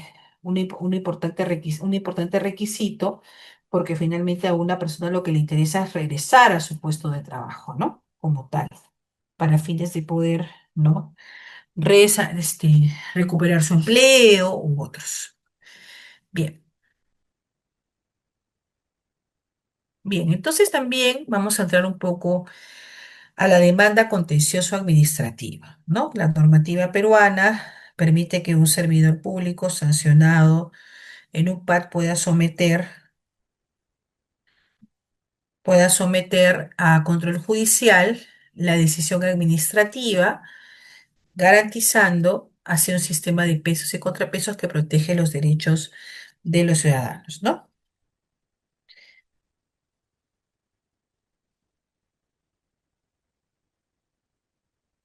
Bien, vamos a tocar entonces cuáles son estos plazos que se tienen que tomar en cuenta, porque podrían decirme, yo eternamente puedo presentar mi contencioso administrativo. ¿Cuál es el plazo que se tiene para un contencioso administrativo? ¿Recuerda? ¿O realmente puedo interponer eternamente el tema de una demanda? Entonces,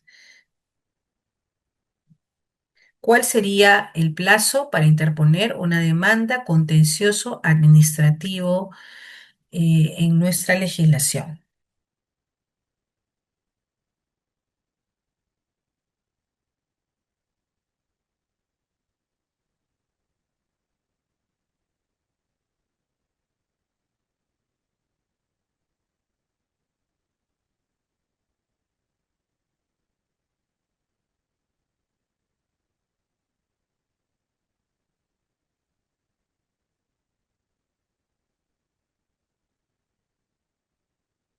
A ver. 3 meses, nos dice Catherine. Muy bien, Catherine. Efectivamente, son 3 meses. Es por eso de que apenas nosotros tengamos la evidencia del agotamiento de la vía administrativa, tenemos que iniciar nuestra acción de demanda contencioso administrativo para fines de poder salvaguardar nuestro derecho, ¿no? Entonces ahí, como bien lo dice la presentación, tenemos 3 meses, plazo para interponer la demanda. Luego tenemos el plazo de subsanación de la demanda, que son 10 días hábiles. Luego plazo para contestar la demanda, 30 días hábiles. Plazo para emitir sentencia, 30 días hábiles. Plazo para interponer apelación. A ver, plazo para interponer la apelación. Plazo, bueno, este también plazo de 3 meses contados de la notificación de la vía administrativa, ¿no? De ahí con los plazos, ¿no? En el caso, acá vamos a hacer justamente tu pregunta, ¿no? Como si fuera una hilera. En el caso del plazo de interponer la demanda, tenemos que es contado los 3 meses desde el día de la notificación de la resolución que agota la vía administrativa. En el caso de los 10 días hábiles, que es plazo de subsanación de la demanda, es si el juez detecta defectos formales. Entonces hay un plazo para subsanar, ¿no? Luego, 30 días hábiles para que la entidad pública demandada no pueda contestar la demanda que estás haciendo, que se está haciendo. Luego, el plazo para emitir la sentencia, contado desde que el expediente se encuentra listo para sentenciar. Y luego, 10 días, que es el contado de la notificación de la sentencia de primera instancia, ¿no? Para el tema de la apelación. Bien, entonces, eh, hasta ahí tendríamos entonces una mirada, ¿no? Del tema del proceso contencioso administrativo. Vamos a suponer, por ejemplo, de que nosotros tengamos, ¿no? El, el tema de la presentación. Si ustedes demandan, por ejemplo, a un programa de una entidad ¿Dónde llegaría la demanda? En primer lugar, ¿llegaría a la Procuraduría? ¿Llegaría a la entidad misma? ¿A dónde llegaría? Desde una mirada de gestión, claro está, ¿no? Por ahí va un poco la pregunta, porque podría decir la persona, bueno, pero a mí nunca llegó. Eso ha llegado de frente a la administración, ¿no? ¿Qué opinan?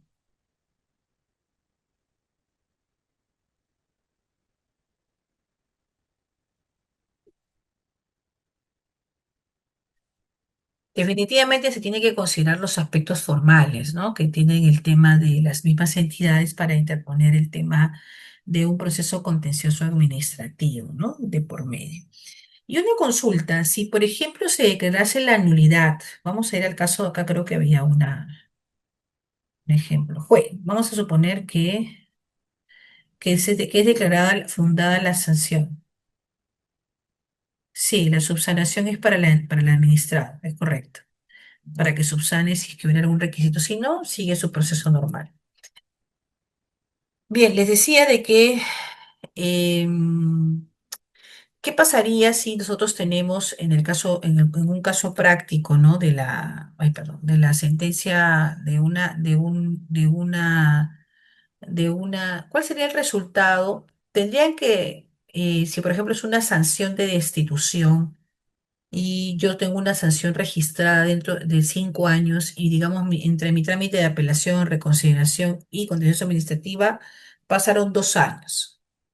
Esa inscripción de destitución debe levantarse o tengo que hacer alguna gestión más, porque ya tengo mi resolución de demanda contencioso administrativo. O tengo que esperar que se agote los plazos de la subsanación, los plazos de la contestación, los plazos para la apelación, porque también recuerda que la entidad puede apelar, ¿no? O sea, también no puede estar de acuerdo con lo que dice el juez. Entonces yo apelo porque finalmente yo considero que mi sanción esté bien puesta. El que está mal es el juez, ¿no? O sea, podría haber ese, ¿no? Entonces, tendríamos que esperar también ese proceso para poder de alguna manera ya realizar el cumplimiento, ¿no? Cabal del tema del proceso contencioso administrativo. ¿De acuerdo? Entonces, hasta ahí tenemos alguna pregunta, comentario, por favor.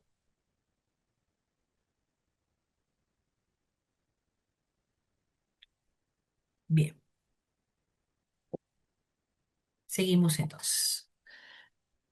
Bien, cuando luego traer a consideración algunas preguntas frecuentes que también pueden ser consideradas, ¿no? Para el tema de un contencioso administrativo.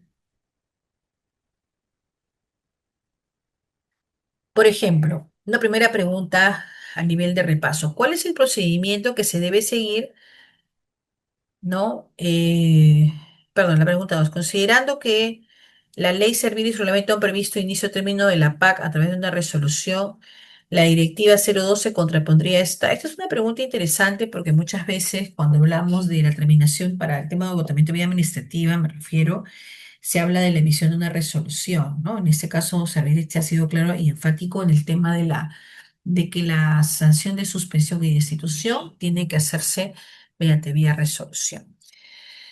Luego también en el tema de la ejecución de las sanciones, que habla sobre el tema del 728 y 276, ¿no? Que también forma parte de la inhabilitación, ¿no? Em, Acá tenemos unos casos frecuentes. Por acá tenemos algunas, ¿no? Nos dice, si una entidad pública impone la sanción de suspensión a un servidor y dicha sanción es notificada al servidor, se encuentra vinculado a la otra entidad pública, ¿quién ejecuta la sanción? Y pregunta, ¿yo podría iniciar mi demanda contencioso administrativo estando en otro régimen laboral diferente al que se me sancionó? Me explico. Vamos a suponer, yo estuve trabajando, no sé, 5 años en la entidad A como 728. ¿De acuerdo? Me fui a otra entidad y actualmente soy CAS. ¿De acuerdo? Y finalmente me abrieron un proceso PAT, apelé, ¿no? Apelé, salió mi hijo improcedente Y ahora me voy a acercar a un abogado, que podría ser ustedes, por ejemplo, y les pregunta, ¿puedo generar mi contencioso administrativo sabiendo de que ya yo no estoy en ese régimen y no trabajo en esa entidad? ¿O tendría alguna limitante? ¿Qué opinan? ¿O no hay limitantes?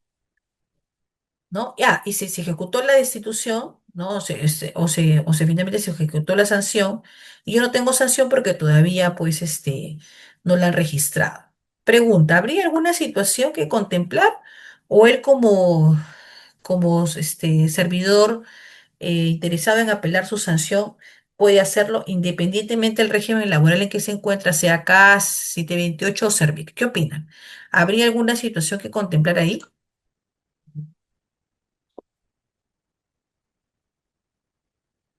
¿O si podría generar su apelación sin ningún inconveniente?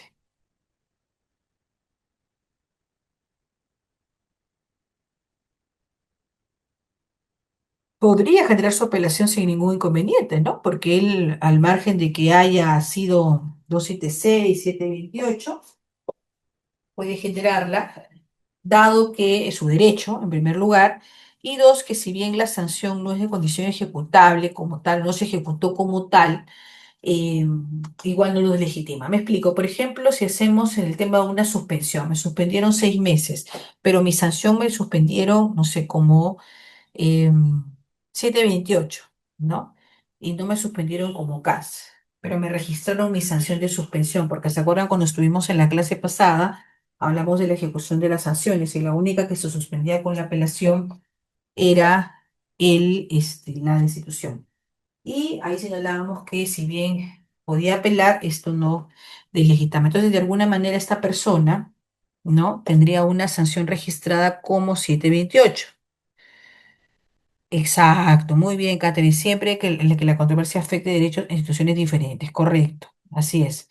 Entonces, y supongamos que tiene una sanción inscrita como suspensión, pero en calidad de 728. Y yo actualmente soy CAS, ¿no? Entonces, la pregunta es, yo te pongo mi demanda contencioso administrativo de 728 porque obviamente yo no estoy de acuerdo con esa sanción, no estoy de acuerdo con lo que ha señalado Servir y por ende pues me corresponde apelar, ¿no? Apelar ello. Entonces ahí pues, si bien existe como que un cierto desorden desde el tema de los regímenes laborales, desde el tema de la ejecución, igual la acción de dirigirse a una entidad diferente, pues no lo deslegitima. ¿De acuerdo? Muy bien. Seguimos entonces.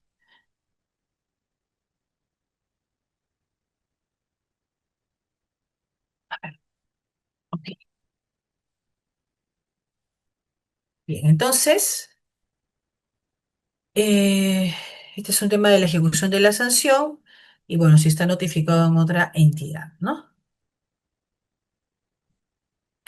Bien, vamos a ver un casito práctico de Juan Pérez.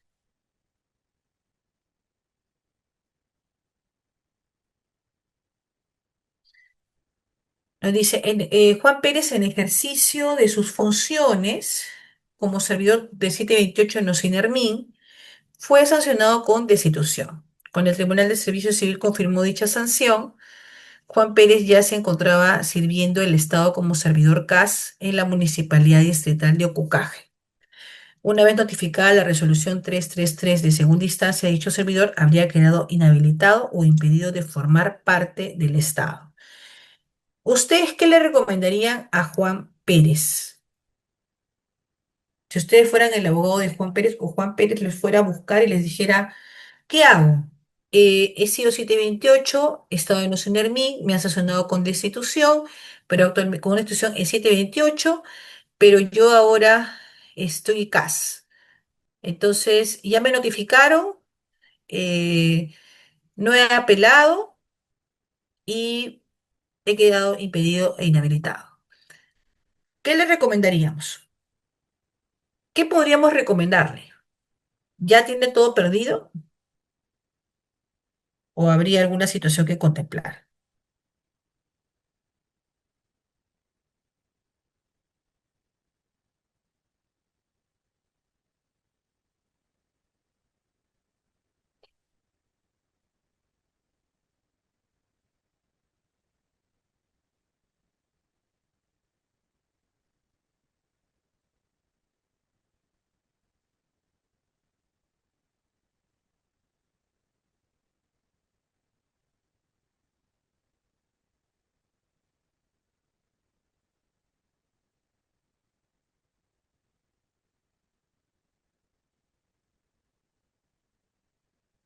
¿Podría o ya habría agotado mi día?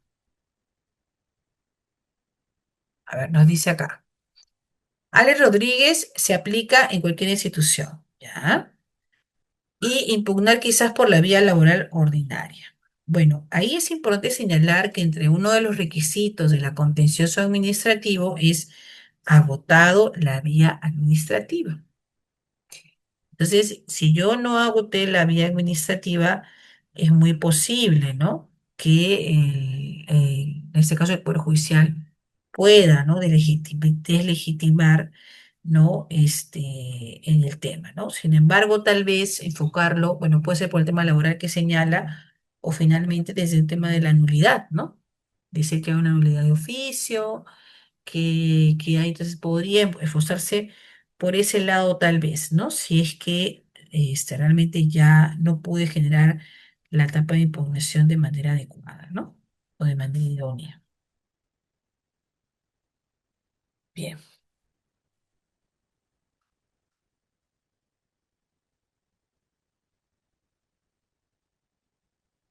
vamos a ver algunas de sus preguntas. Nos dice Caterine Zambrano, nos dice si se podría trabajar, podría haber un tema laboral, dependiendo, ¿no? Por eso decía que hay una línea muy delgada entre el tema del patio y laboral.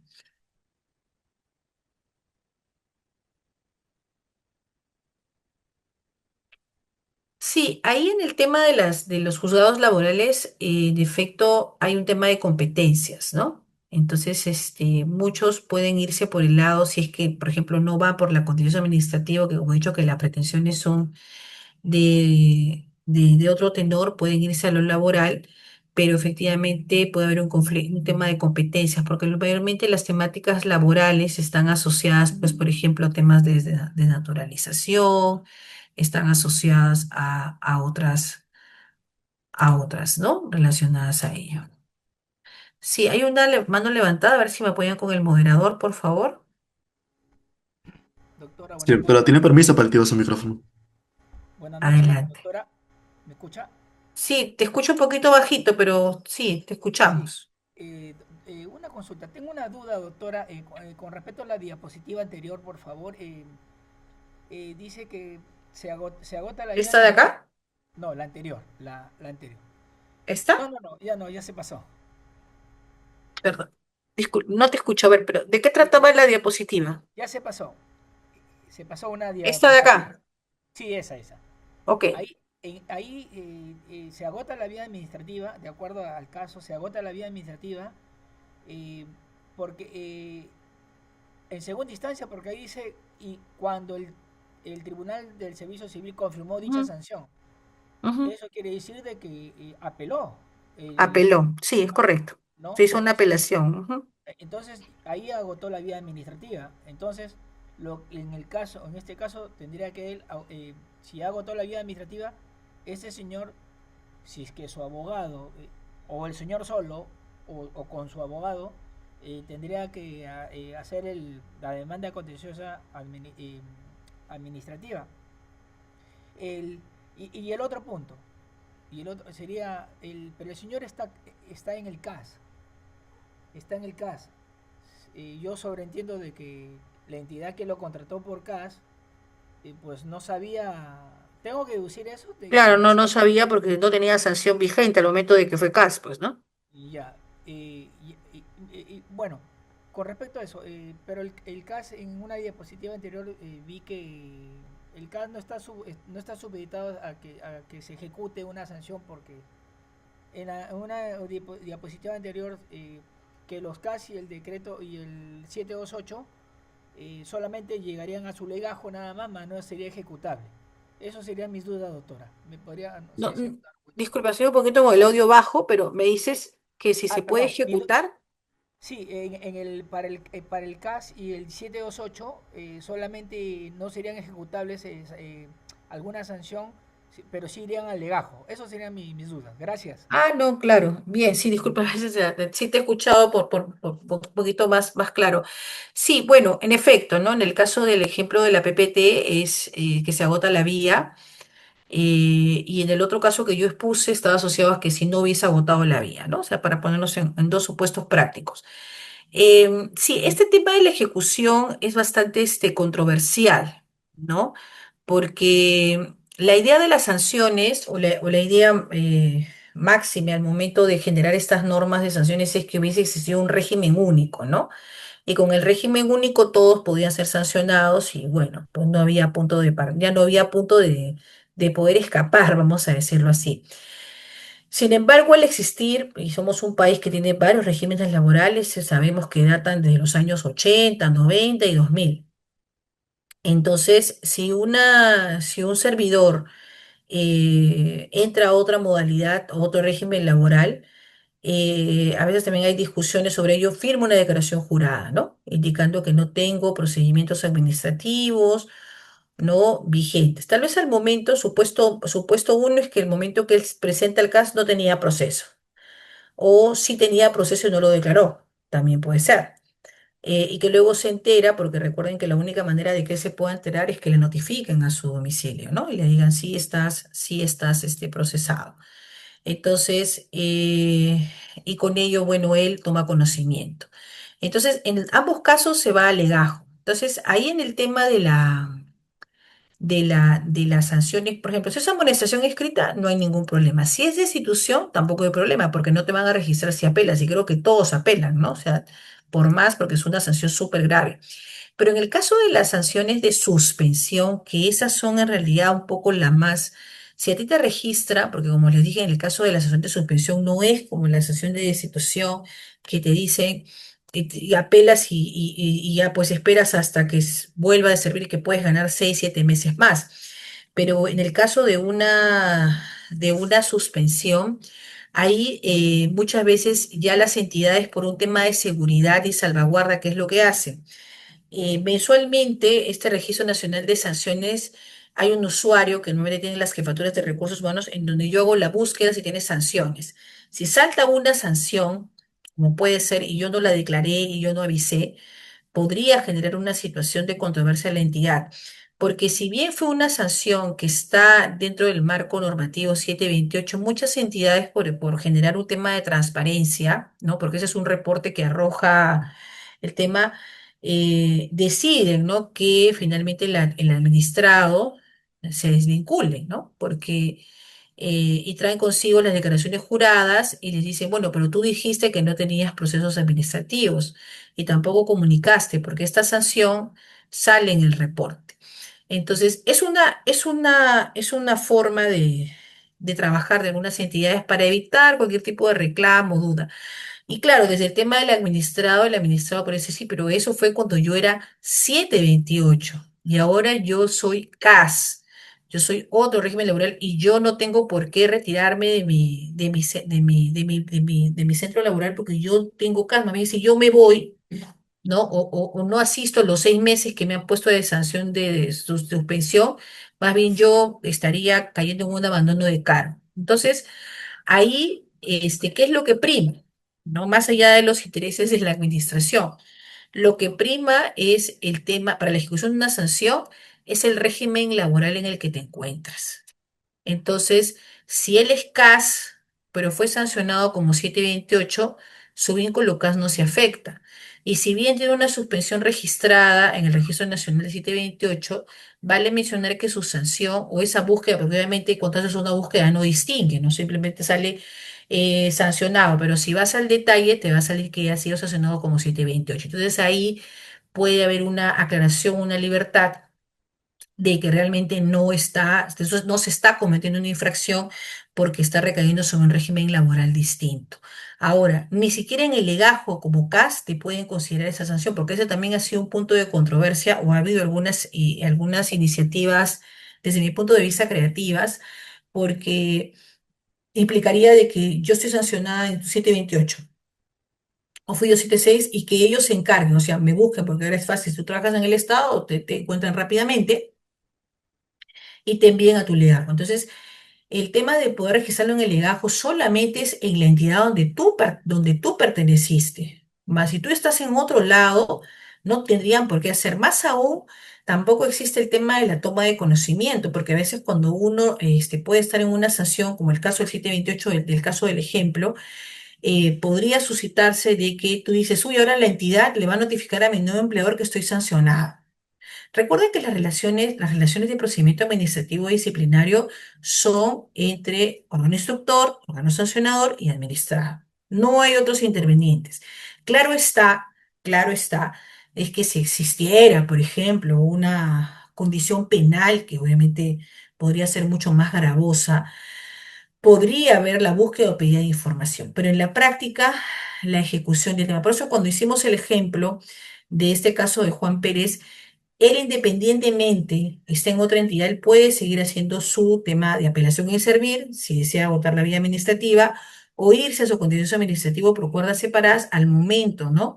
Mientras esté vinculado como caso, ¿no? No le podrían objetar, ¿no? Y eso también es algo que muchas veces algunos jueces cuestionan. Dicen, ¿cómo puede estar? Porque lamentablemente la norma tiene esa salida. Ahora, para fines reputacionales también, pues si tú te sacan en una plataforma de debida diligencia, puede salir un reporte de que tú has sido anteriormente suspendido, que anteriormente has sido destituido, etcétera. Entonces te genera como que una alerta o una mala nota, vamos a decirlo por ahí. Entonces, ahí el tema de contencioso administrativo sigue desde cuerdas separadas, independientemente tú estés en un régimen, ¿no? Y ese tema de la ejecución de justamente el gran problema de las sanciones es que no se pueden ejecutar ante en su momento ante la posibilidad de hacer solamente un régimen único, ¿no? Que a la fecha lamentablemente no se tiene, ¿no? Sabemos que todavía tenemos regímenes laborales que existen y subsisten, ¿no? Y coexisten, ¿no? Para fines de poder generar esta acción. Muy bien, entonces, muy interesante la pregunta también del Rolando, me parece, en la cual hizo una aclaración bastante importante respecto al tema de la segunda instancia y también un poco nos aperturó esta mirada de la ejecución de la sanción y también su relación con un tema de la contencioso administrativo, ¿no? Porque finalmente pareciera confuso, porque podría decir, bueno, ¿y cómo interpongo mi apelación? Perdón, ¿cómo interpongo mi contencioso administrativo sabiendo que yo estoy en otro régimen laboral, considerando que fui sancionado como 728, considerando que hay un registro registrado en mi nombre al momento que hacen la búsqueda, pero yo ya no pertenezco a ese vínculo, entre otros? Entonces ahí la recomendación que hago es de que nos circunscribamos al régimen laboral y a los hechos. Si tú fuiste sancionado como 728, fue por tus acciones realizadas como 728 y tú puedes llegar a la instancia que tú consideres, reconsideración, apelación, contencioso administrativo, según mejor parecer. Y tu tema de tu caso. Ahora, sí sí podría haber una situación en la cual si yo he sido sancionado como 728 y me voy a otra entidad y me voy a otro cargo y sigo siendo 728, ¿no? Que puede pasar también, ¿no? Podría generarse también ahí lo mismo, ¿no? Que la entidad diga sí, pero tú eres 728, entonces tiene que ejecutar tu sanción. Pues, ¿valdría la pena? ¿O realmente seguiría la misma premisa de la anterior, en la cual nos tenemos que abocar al tema del régimen laboral y a la relación? Distinto hubiese sido que él siga en su plaza 728, ¿no? Porque esa pues ni hablar, esa es la que te tocaba y tienes que seguir sancionado porque es el vínculo que tienes. Pero en el otro caso, ¿qué opinas? No, pero es el mismo régimen laboral. Sí, es el mismo régimen laboral, pero no es el mismo cargo. ¿Qué opinan? ¿Sería de condición ejecutable o no? O sea, Jorge Pérez no se fue acá, se fue a otro 728, pero ya no está como en Ocinermin y no está en el cargo A. Ahora está en el cargo B y está en otra entidad que tiene 728. Y le imponen una sanción de 6 meses y se registra en el Registro Nacional de Sanciones. Entonces la pregunta es, ¿le afecta o no le afecta? Ah, en su nuevo trabajo me refiero, ¿no? Podría haber una situación compleja que analizar. A ver, nos dice Rolando, no sería ejecutable solo el legajo, creo yo. ¿Ya? ¿Quién tiene otra idea diferente? Pero no sería muy justo, ¿no? Que te puedan deslegitimar un nuevo trabajo considerando de que tú estás en otro. Si bien el régimen es el mismo, pero tu sanción y acciones pertenecen a otro. Sí, definitivamente sería así. ¿Y, ¿y qué pasa en el caso inverso? ¿Qué pasa si yo no tengo trabajo y me estoy postulando a un puesto y yo tengo una sanción vigente como 728 y me estoy postulando un CAS? Y me presento y declaro que no tengo procesos administrativos porque entiendo yo que me están preguntando si tengo procedimientos administrativos o sanciones como CAS, ¿de acuerdo? Podría entenderlo, pero sí tengo un 728. Entonces, pero como las entidades tienen los controles y realizan la búsqueda, le hacen la mención al señor. Señor, pero usted tiene una sanción registrada como 728 que culmina, no sé, en el mes de agosto. Sí, pero eso no tiene nada que ver, yo me puedo postular. Cierto, usted se puede postular, pero ahí sí hay un freno para la entidad, porque él al no tener vínculo la fecha y al querer presentarse con una sanción, ¿no? Que está debidamente registrada o que está en una apelación o yo qué sé, pero está registrada la fecha, ¿no? Realmente la entidad no podría decir, ay, no, pero igual yo lo puedo contratar, pues, porque va a ser CAS, no va a ser 728. ¿Qué dicen? ¿Ustedes lo contratarían? ¿O realmente le dirían, mejor que termine su sanción, señor, y luego vuelve? ¿Qué opinan? ¿Qué harían? ¿Es un riesgo realmente porque la sanción, si les cae, no se va a ejecutar, ¿no? Pero todavía estás en la puerta del horno, en la puerta del horno. A ver, ¿qué nos dicen? ¿Qué le recomendarían ustedes a este servidor o ex servidor? ¿Esperan a que lo contraten? Espera, perdón, a que termine su sanción o que salga su apelación, ¿no? O su contencioso administrativo de corresponder. O dicen, me la juego, que se presente, que gane su CAS, que al momento que ingrese no le vamos a poder ejecutar la sanción porque la sanción es 7, porque su sanción es de 728 y es un trabajo que ya no está ahí. Entonces ahí hay un tema también que hay que mediar, ¿no? Que es básicamente el tema de la declaración jurada. Cuando uno se presenta a un puesto de trabajo, más allá que la entidad tenga los medios materiales de hacer la búsqueda, la revisión, etcétera, tú firmas una declaración jurada en la cual tú dices, yo no tengo ninguna sanción vigente registrada.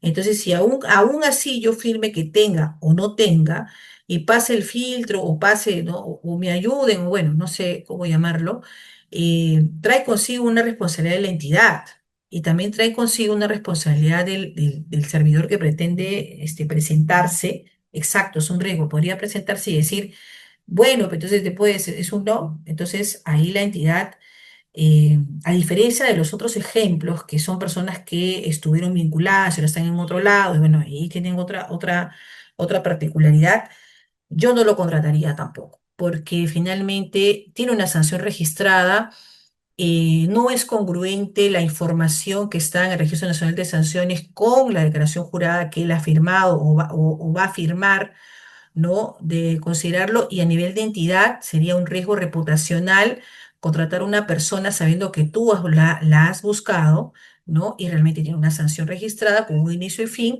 muy al margen de que esté en apelación o contencioso administrativo. Claro, ahí Rolando sería que sí esté registrado, ¿no? Pero él dice, pero yo estoy registrado con gente 28, no tengo impedimento para trabajar como CAS.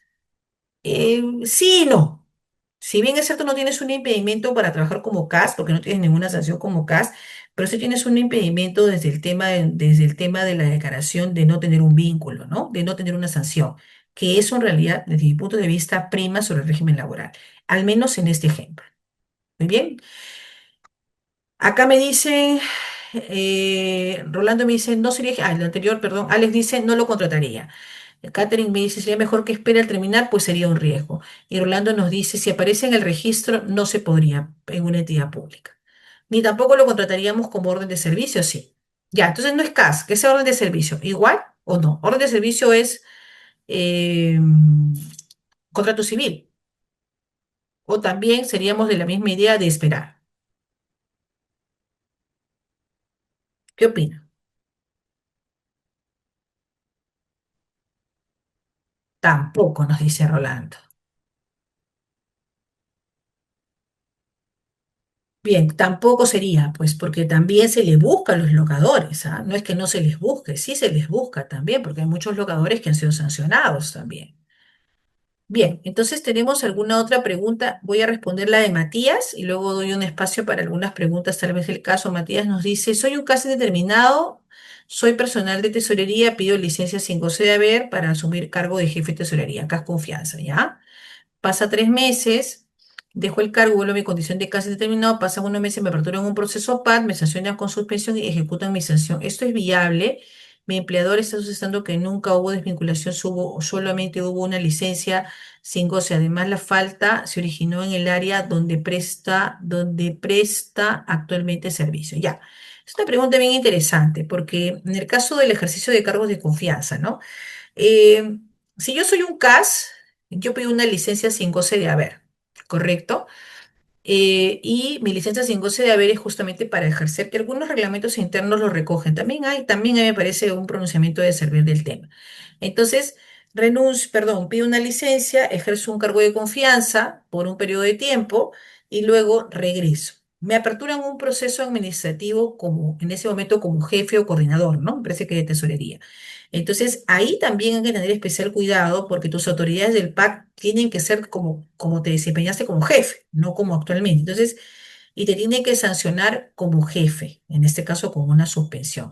Ahí sí yo discrepo porque en realidad tú tiene que ser tu sanción va a ser como en el cargo de las funciones que tú tuviste acá, ¿no? Entonces, en realidad no te podrían ejecutar una sanción considerando que tú volviste a tu cargo de especialista. Yo creo que ahí en el tema de la ejecución iba en el ejemplo que planteamos, que te están ejecutando la sanción porque tú eres CAS, pero tú ya no eres CAS, o sea, no eres que CAS confianza, sino eres especialista, que tú como especialista no tienes ninguna sanción. Yo creo que ahí hay una situación que observar, ¿sí?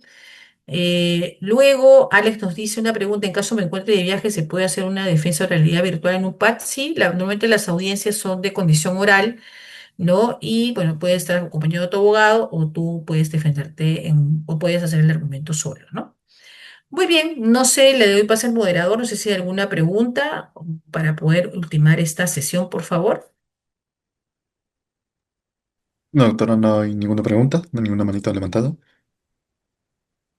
Muy bien. Entonces podemos, bueno, damos por concluida la sesión. Creo que ha habido bastantes preguntas, bastantes participaciones y